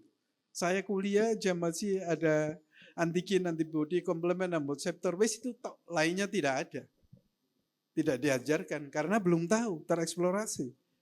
Ya toh? Ya, jadi inilah panjang sekali prosesnya. Ya, kalau kalian lihat next. Nah, ini lebih banyak lagi jenisnya, urutannya ya. Jadi sampai pada terakhir tahun 2020 itu mRNA itulah vaksin yang terakhir, model yang ada di dunia. Dan kami sendiri sudah kami siapkan sebenarnya alat-alatnya di ITD. Ya, itu banyak modelnya itu. Jadi tidak setiap industri itu mau mengembangkan vaksin. Kenapa kira-kira? Ya karena ekonominya belum tentu untung. Ketika jadi vaksinnya ya seperti punyaan kita, COVID yang untuk dewasa dan anak, Desember kemarin itu uji kliniknya baru untuk remaja selesai. Tapi sekarang kan enggak butuh. Nah industrinya untung? Enggak, belum balik duitnya. Nah siapa yang membiayai? Kemenkes berapa? 200 M kita dibiayai. Vaksin kemarin itu. Dari Kemenkes. Makanya mengembangkan vaksin sifat yang penyakit nasional, maka itulah yang kita ambil adalah program triple helix. Ada industri, ada akademisi, dan ada government. Kami penelitinya akademisi. Ya, nanti kalau jadi yang memproduksi PT Biotis industri, duit itu kondi itu. Ya dari Kemenkes, ya 200 juta itu. Ya, kita ambil. Saya ngajukan 98. Lalu BPOM menuntut kurang Profedik. Jumlah orangnya volunteernya itu kurang. Saya hitung lagi tambahi 120, ditambahi kurang lagi, itu minimal 5.000 orang volunteer coba. Kasus yang belum pernah divaksin dan sudah semuanya banyak divaksin. Akhirnya kita pergi kemana? Ke penjara. Penjara di Porong, penjara di Lawang, Lowaru, penjara. Wah itu kita datangi semua anaknya gede-gede begitu. Wah ini bagus ini sudah.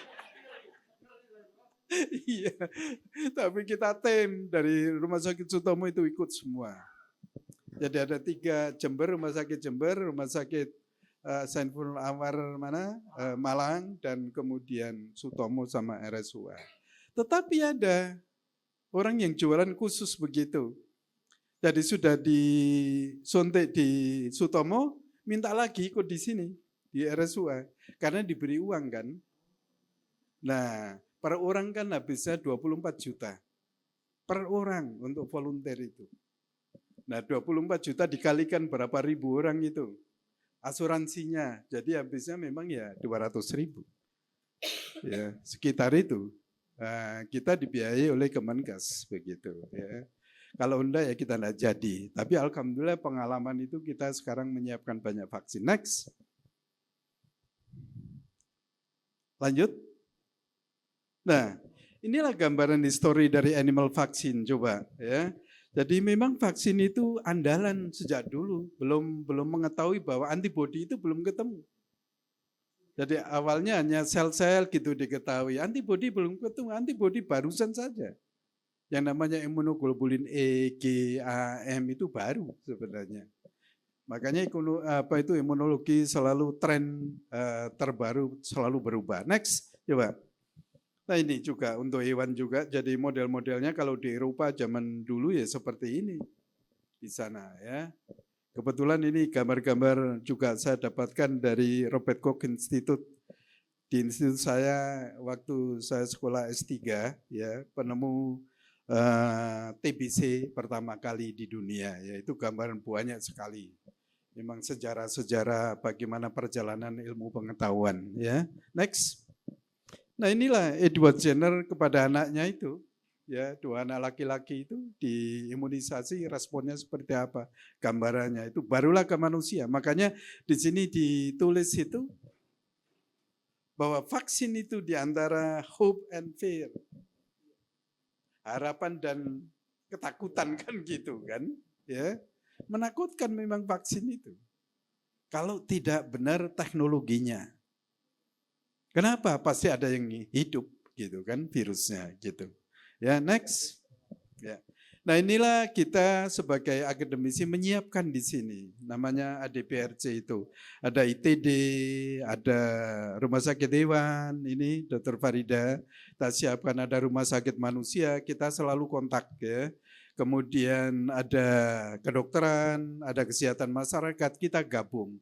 Makanya namanya ADPRC, dulu itu inginnya gitu. Erlangga Disease Prevention Research Center. Terus tiba-tiba ada Oasis ya digabung, akhirnya jadi seperti itu ya.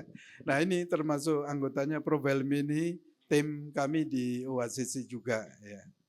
Tapi sekarang sangat sibuk setelah jadi Wadek 3 ini ya. Nggak ada waktu katanya begitu ya. Ada ya. Nah akhirnya tengah lambangnya itu, Enok itu yang mendesain teman-teman di apa itu sekarang kerja di ITD kalau Enok itu ya Dr. Iwan ya itu gambar dari teman-teman sendiri ya. Next.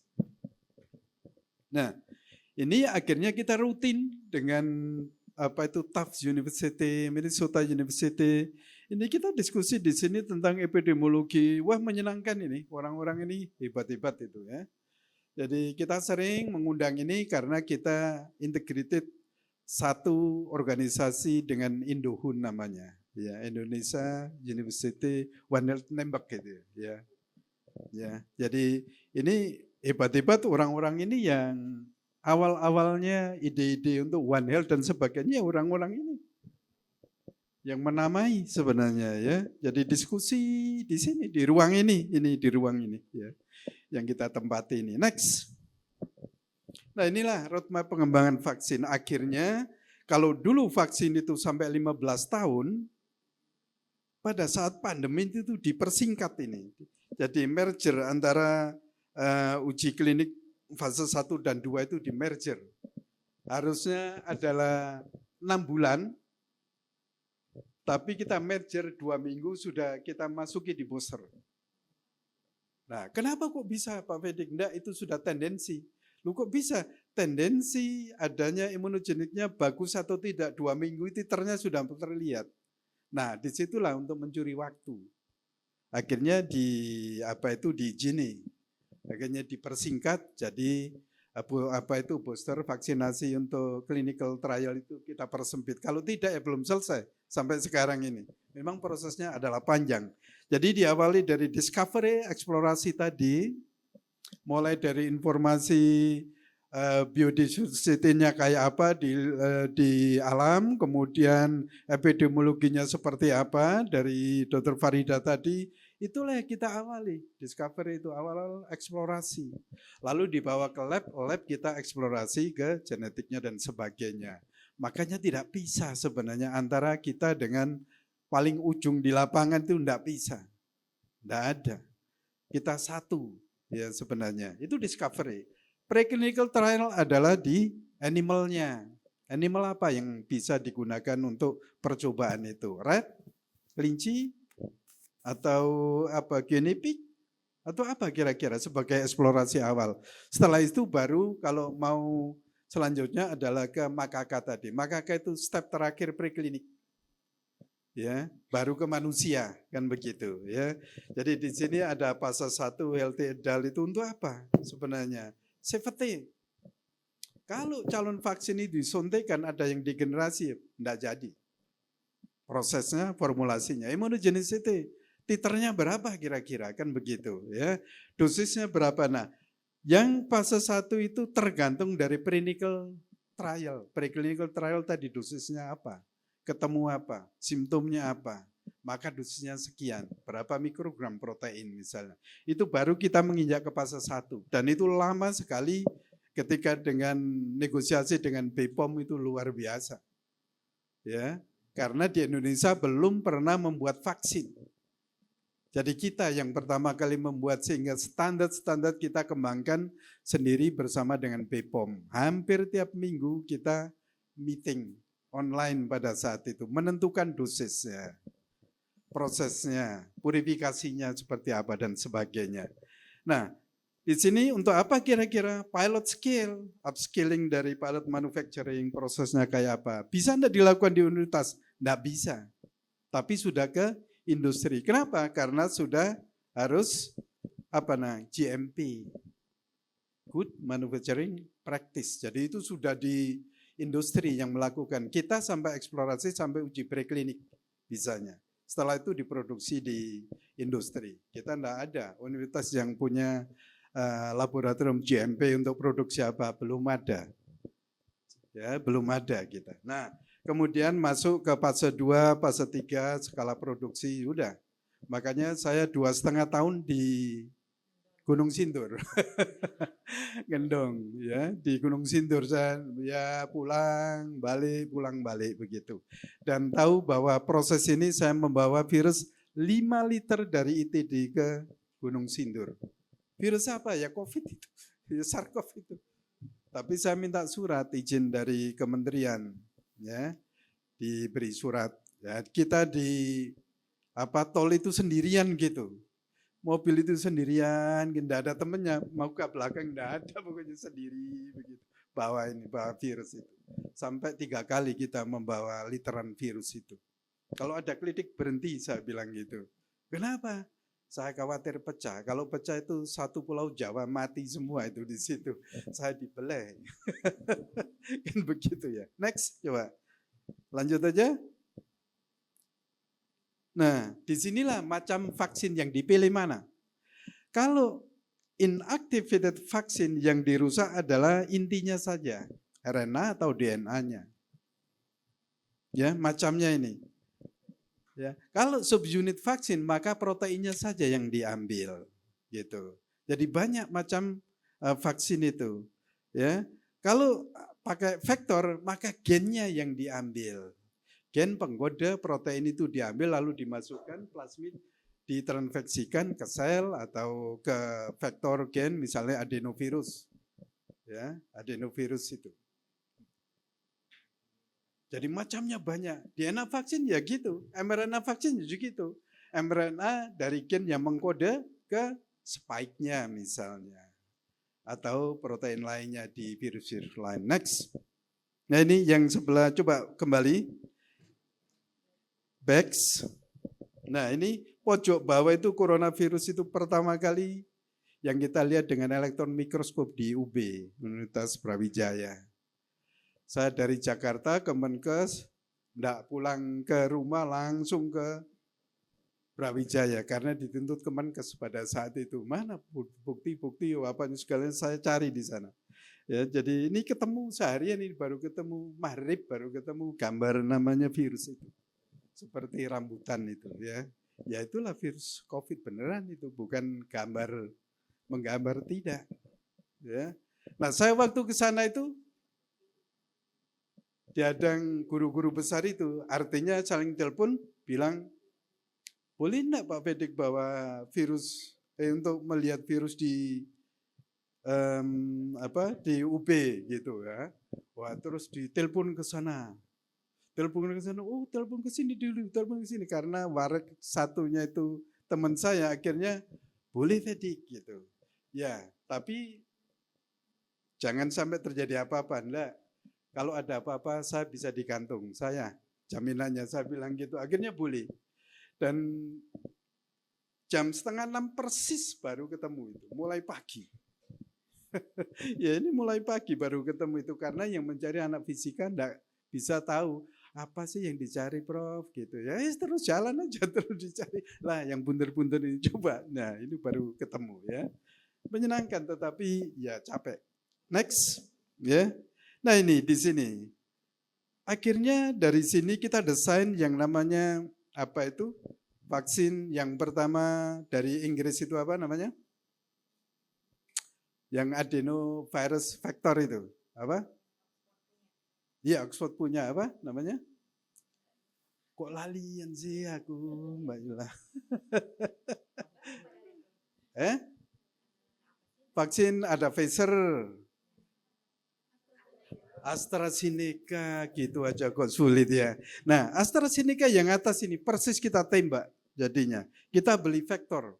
Ya, kita beli plasmid pasti di situ jelas, tetapi ternyata di situ defeknya itu ketika gennya kita masukkan plasmid dan kita lakukan terinfeksi ke HEK itu human embryonic kidney, itu enggak masuk semua, jadi kosong proteinnya. Dan saya tunggu lama itu sampai 4-6 bulan. Pikiran saya, kalau saya tidak punya second strategi, maka tidak akan dapat. Maka ada inaktivasi. Isolasi virus itu yang bawah itu ya, yang biru itu adalah isolasi virus di situ. Saya barengi, begitu ini tidak jadi, sweet yang inaktif jadi di situ. Ya, itulah jadi sejarahnya seperti itu dan akhirnya jadi vaksin saat ini. Next, coba next. Ya, ya. Jadi ini membuat vaksin itu sebenarnya ada proof of concept minimal 3. 1, eksplorasinya hasilnya apa. 2, calon masternya apa. Dan ketiga adalah jadi seed vaksin itu apa. Ini yang ketiga contohnya di sini. Sudah jadi master seed, kemudian jadikan bulk atau dari seed itu berbagai banyak metode yang harus dilihat di sini. Semua harus dilihat. Tanpa itu maka tidak bisa beredar. Nggak bisa berlanjut gitu ya. Jadi itu gambarannya ya. Next, coba. Nah ini advancing di UNER ini sekarang ini bagaimana inovasi yang kita kembangkan. Next, ya dari Pusat Riset Center Vaksin. Ini adalah penyakit mulut dan kuku generasi pertama. Artinya outbreak pertama di Indonesia. Seednya sudah kita berikan ke Biotis ya. Ya Biotis sungkan dengan Vaksindo.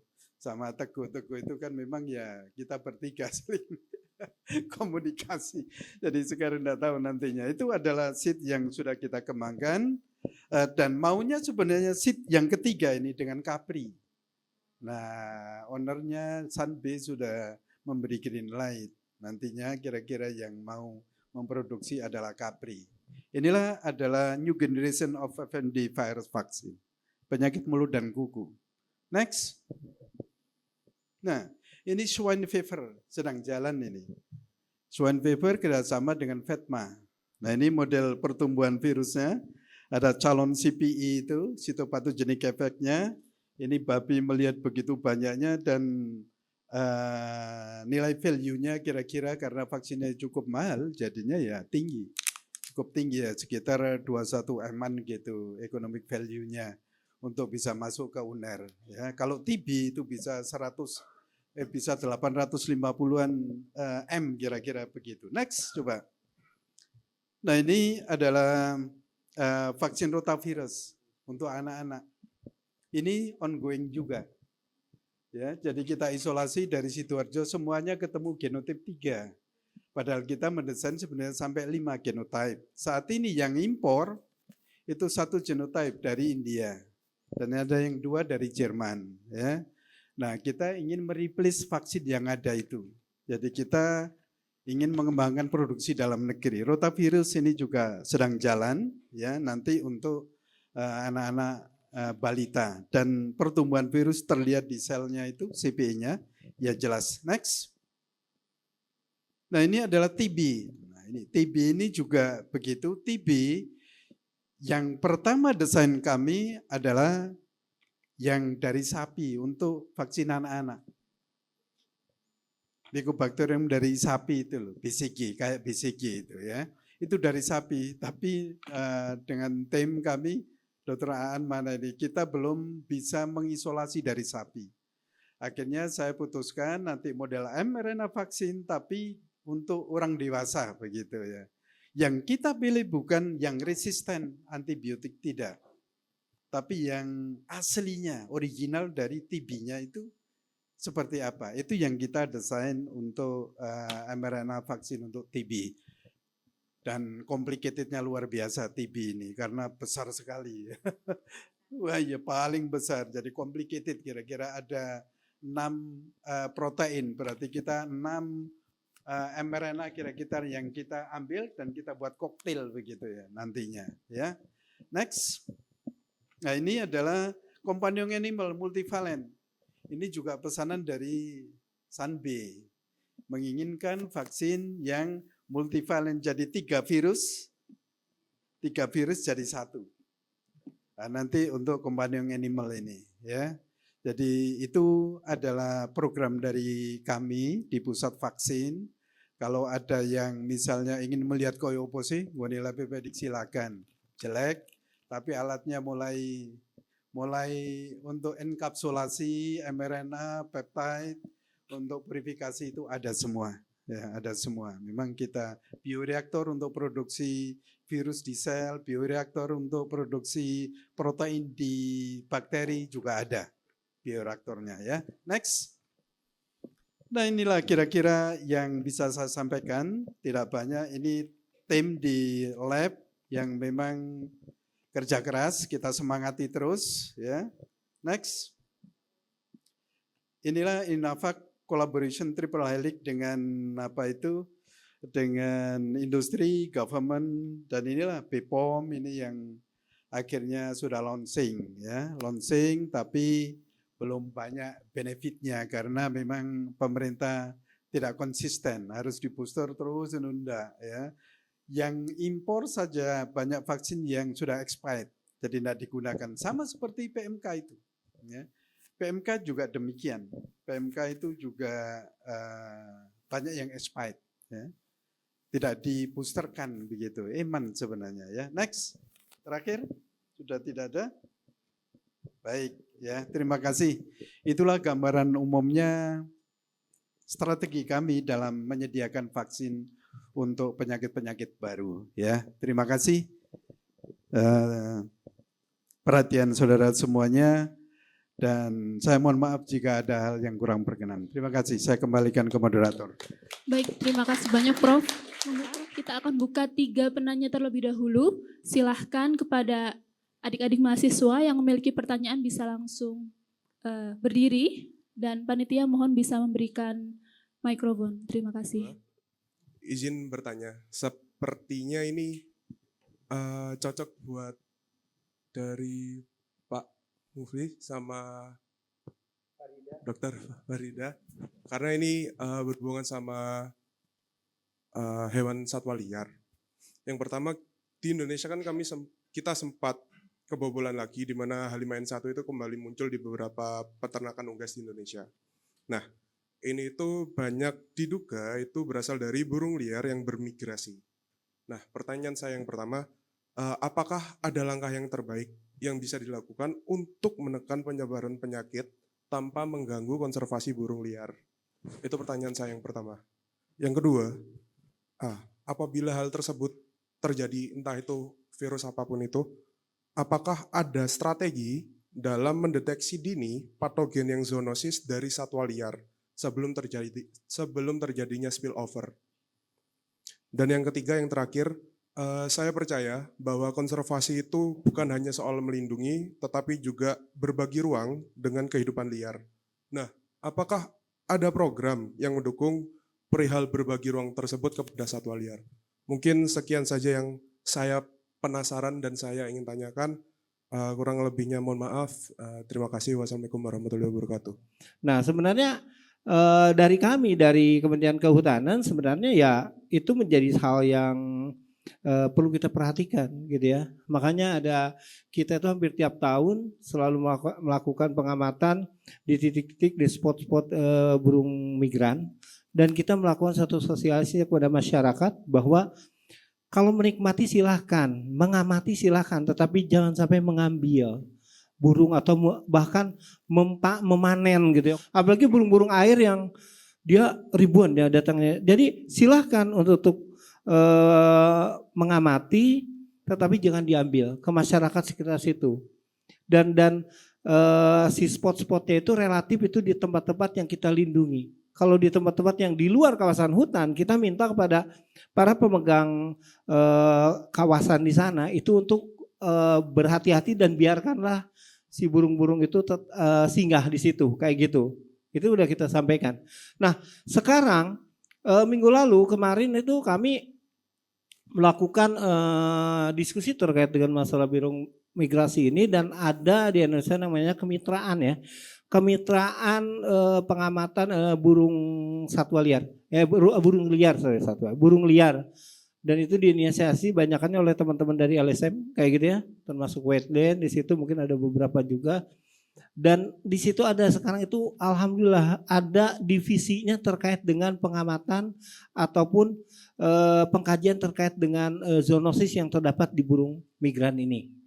Jadi siapa yang di situ yang isinya ya dokter-dokter hewan mungkin ya. Jadi ketika ada kematian massal dari satwa itu gitu ya, itu wajib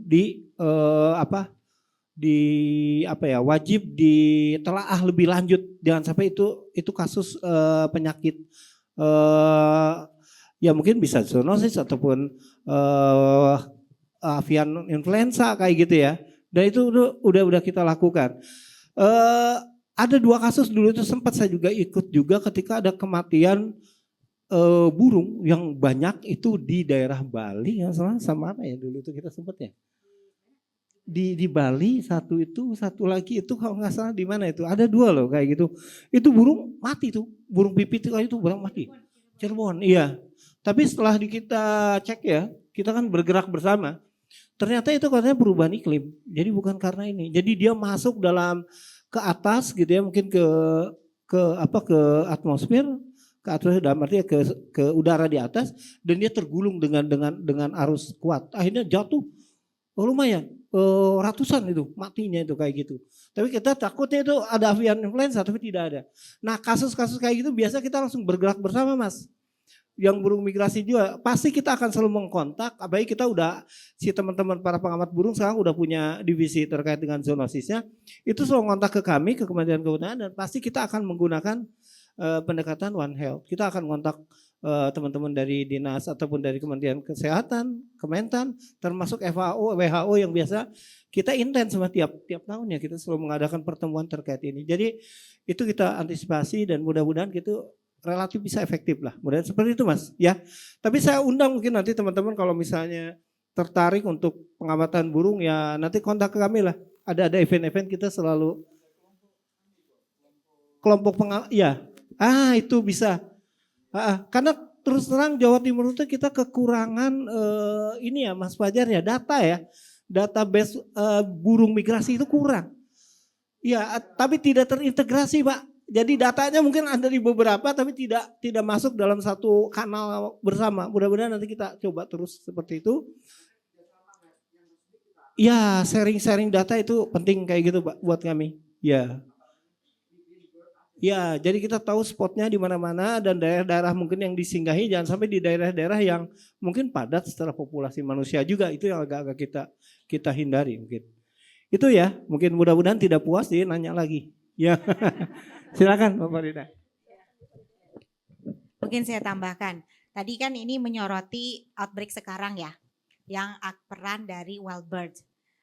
Sebenarnya di dunia kami selalu memonitor bagaimana perkembangan kejadian avian influenza terutama yang highly pathogenic maupun yang sifatnya nanti zoonotik atau low pathogenic di hewan tapi dia juga berpotensi zoonotik.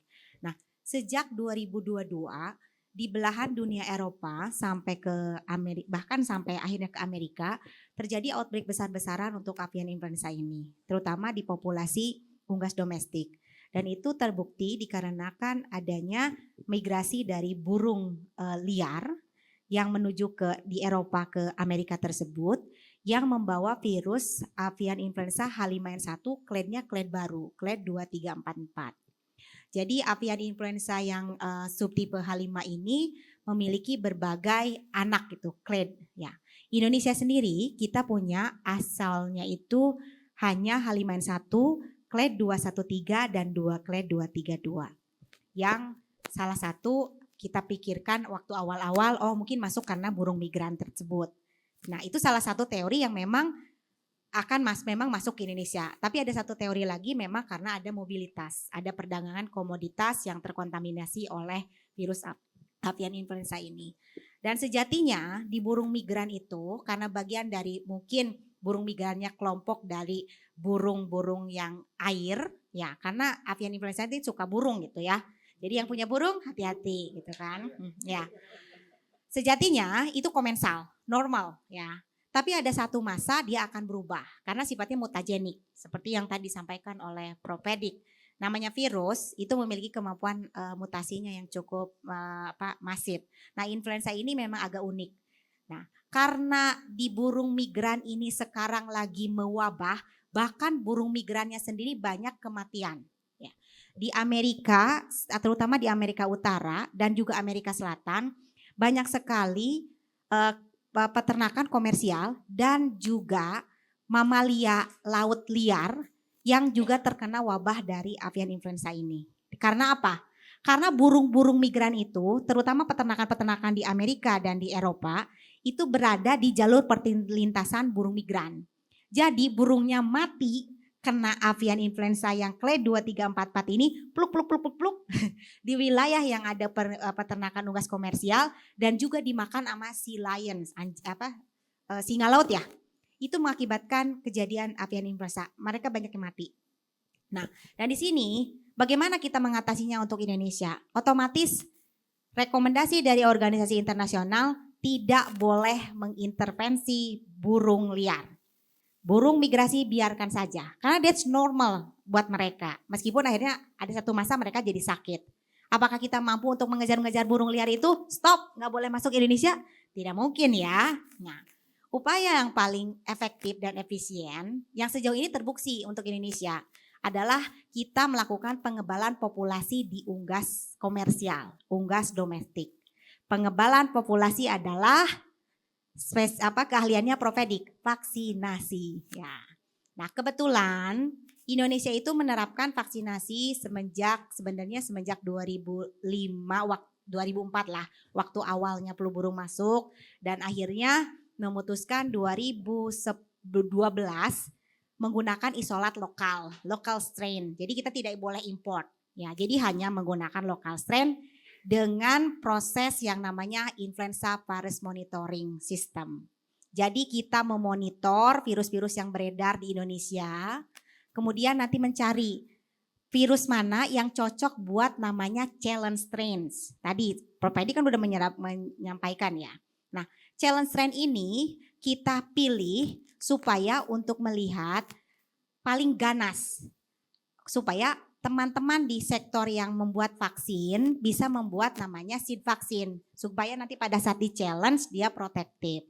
Nah, di Indonesia kita protektivitasnya itu cukup bagus. Karena kita melakukan namanya vaksinasi 3 tepat. Yaitu slogannya FAO ya, membantu pemerintah Indonesia memvaksin 3 tepat. Jadi, nah di sana sektor komersial populasi unggasnya itu sudah sangat kebal untuk virus H5N1 clade 213 dan juga H5N1 clade 232 plus H9N2.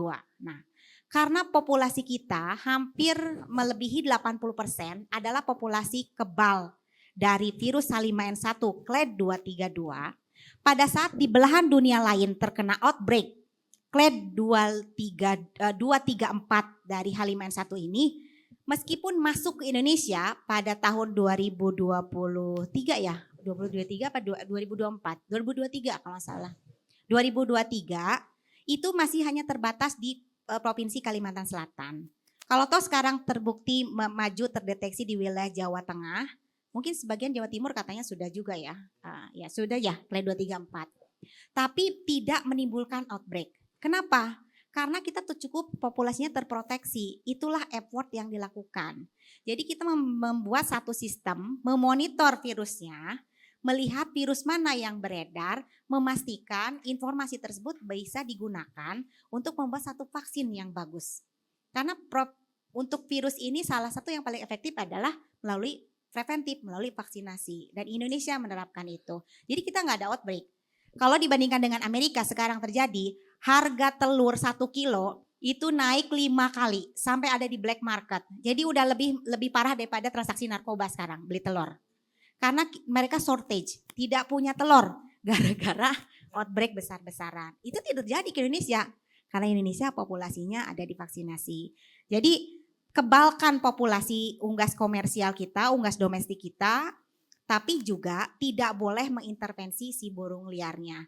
Nah, salah satu upaya yang dilakukan, kalau toh ada berbondong-bondong burung liar itu ya diamatin. Kalau ada misalkan kematian tiba-tiba sebanyak apapun misalkan kematian burung liar tersebut, pertama, 1, tidak boleh dikonsumsi, itu kan ya. Yang kedua, laporkan ya. Supaya apa? Supaya kita lihat itu virusnya virus yang baru atau memang si burung liarnya mati benar-benar karena heat stroke atau misalnya capek kelelahan karena terbang dari ujung dunia menuju ujung dunia lain, itu makanya harus ada kolaboratif. Research Institute, universitas itu harus bersama-sama dengan kita, juga dengan kami, dengan kementerian gitu untuk bagaimana monitor penyakit ini. Nah, itu adalah salah satu upaya early detection. Salah satu early detection yaitu tetap memonitor, melaporkan, dan kita harus juga menilai seberapa besar risikonya. Kita kan tidak pernah tahu ya, penyakit avian influenza aja contohnya. Resiko clade apa yang memungkinkan misalkan jadi ada muncul sakit gitu kan nggak tahu. Nah makanya ada namanya pendekatan namanya penilaian risiko. When it comes to zoonotic disease, gunakanlah penilaian risiko bersama JRA-OT, Joint Risk Assessment Operational Tool. Beberapa di sini mungkin sudah pernah ikut. Silakan browsing ada di website, baca. Kalau misalkan revert tuh misalkan risk analisisnya mau melihat hanya di produk hewan dalam kepentingan perdagangan antar pulau, misalkan antar negara, gunakan yang Japedasen yang untuk risk import analysis. Kalau misalkan kesehatan manusia, gunakan rapid risk assessment-nya punyanya WHO. Jadi ilmu-ilmu itu adalah memperkaya upaya kita bagaimana early detection. Jadi deteksi dinnya adalah dengan RT-PCR karena RNA virus ya. Itu dilakukan memang di bulan-bulan April itu banyak datang di Surabaya Timur itu. Nah, ya Wonorejo yang ada apa itu? Ya, itu dimonitor terus. Kalau di situ maksud saya tadi saya bilang surveillance harus jalan. Nah, artinya peneliti-peneliti itu harus mencari itu informasi terkait dengan penyakit itu berbasis gen, itu paling dini. Karena apa? Virusnya belum berkembang sudah bisa dideteksi gennya, DNA atau RNA-nya. Maka itulah surveillance. Nah, kalau sudah ada tugas saya nanti untuk isolasi. Ya, untuk mengembangkan vaksinnya, begitu ya. Rentetan ini sebenarnya yang diharapkan FAO dan lain-lainnya. WHO itu seperti itu. Tetapi memang kita sadar bahwa itu perlu dana. Kalau program berbagi ruang dengan satwa liar itu ada. Nah, salah satunya ya mungkin kalau kami karena fokusnya tentang kesehatan itu di surveillance.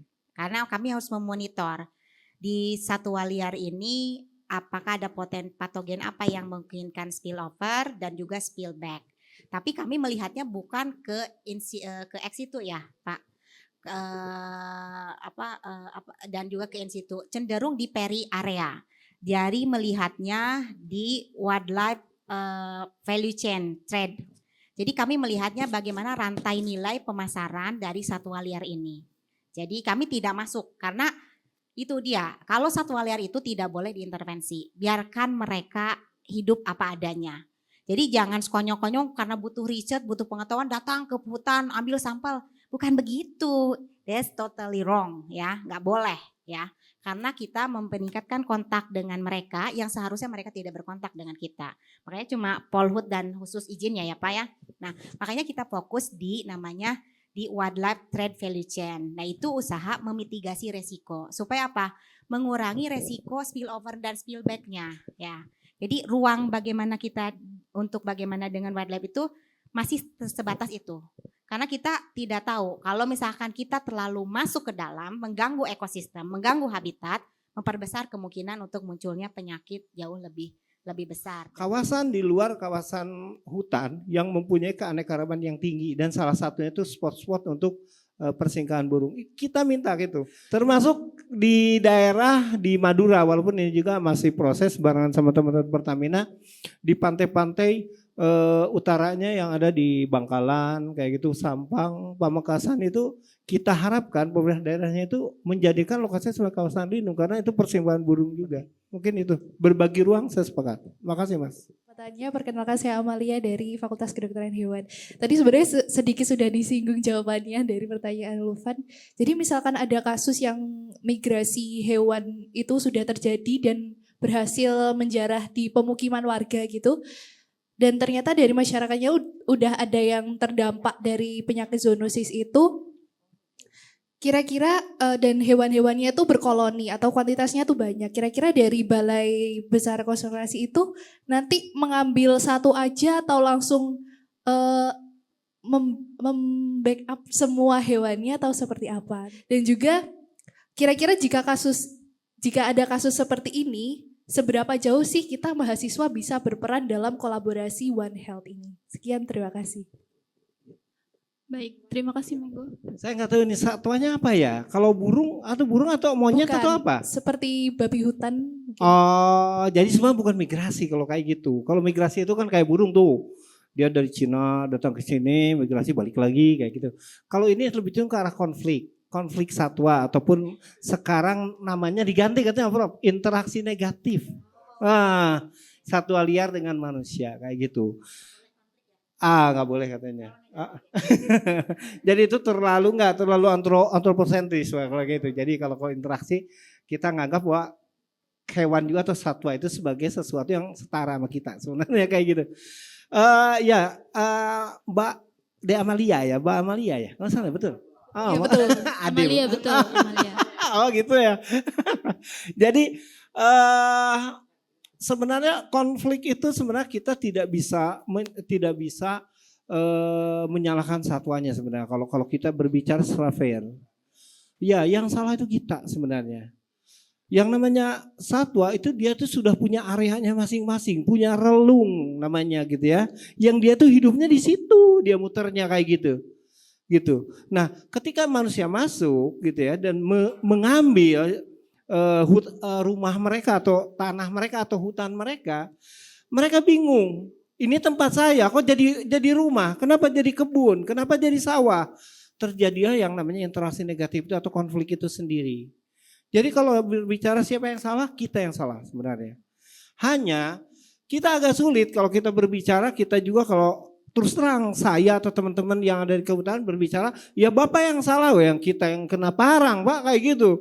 Jadi yang terjadi ya kita berbicara gimana nih komprominya seperti apa. Jadi akhirnya ya kalau itu berada di kawasan hutan ya Bapak harus keluar. Tapi kalau itu di daerah area penggunaan lain dan itu sudah disetujui dan ternyata si Bapak itu punya sertifikatnya, otomatis kita harus melakukan relokasi, namanya relokasi dari satwa itu sendiri. Kalau yang paling aman sebenarnya perbaiki daerah-daerah yang tempat hutan mereka atau makanan mereka perbaiki, tapi kalau itu sudah susah dan si satwanya selalu datang dan satwa itu pintar. Kalau kayak model monyet itu ya hidupnya di hutan, tapi ketika dia kan harusnya dulu itu hutan, setelah hutan itu ada hutan lindung, kemudian perkebunan, persawahan, baru pemukiman. Kalau sekarang yang terjadi apa? Hutan, pemukiman. Jadi satwa itu atau hutan, perkebunan langsung pemukiman. Yang jadi masalah satwa itu kayak monyet itu pintar. Daripada saya capek-capek nyari satwa pakan di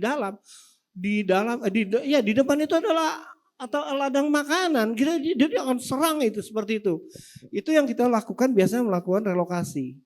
Kita akan mengambil satwa-satwa itu untuk dipindahkan ke habitat yang lebih aman. Contohnya kayak gini, di sini monyet ekor panjang banyak Prof, kita tuh nangkepin kayak gitu. Akhirnya kita ambil dan ada yang namanya LSM yang kerja sama kami itu yang namanya jaringan JSI, Jaringan Satwa Indonesia.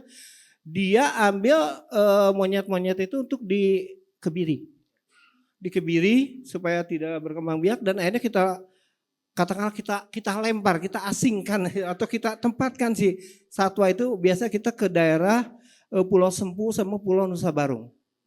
Kita tempatkan mereka sana, suruh mereka hidup di sana walaupun mungkin karena udah dikapitasi, udah dikebiri ya mereka hanya hidup ya tidak beranak karena kalau dibiarkan kita tahu sendiri yang namanya monyet ekor panjang itu reproduksinya aduh gila ya Dok ya. Ada pengamatan katanya si jantan dominannya itu 40 kali dia bisa kawin.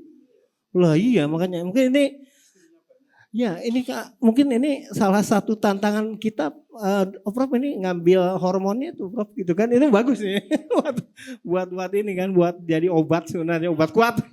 Iya. Tapi ya itu, jadi kita habitanya dan akhirnya biasanya kita melakukan itu relokasi. Jadi yang penting itu dan yang terakhir tetap saja kembali lagi ke arah penyadartahuan juga gitu ya. Bagaimana kita harmony with nature kayak gitu, berbagi ruang itu sendiri. Makasih. Terima kasih banyak, kita telah berada pada penghujung diskusi kita hari ini.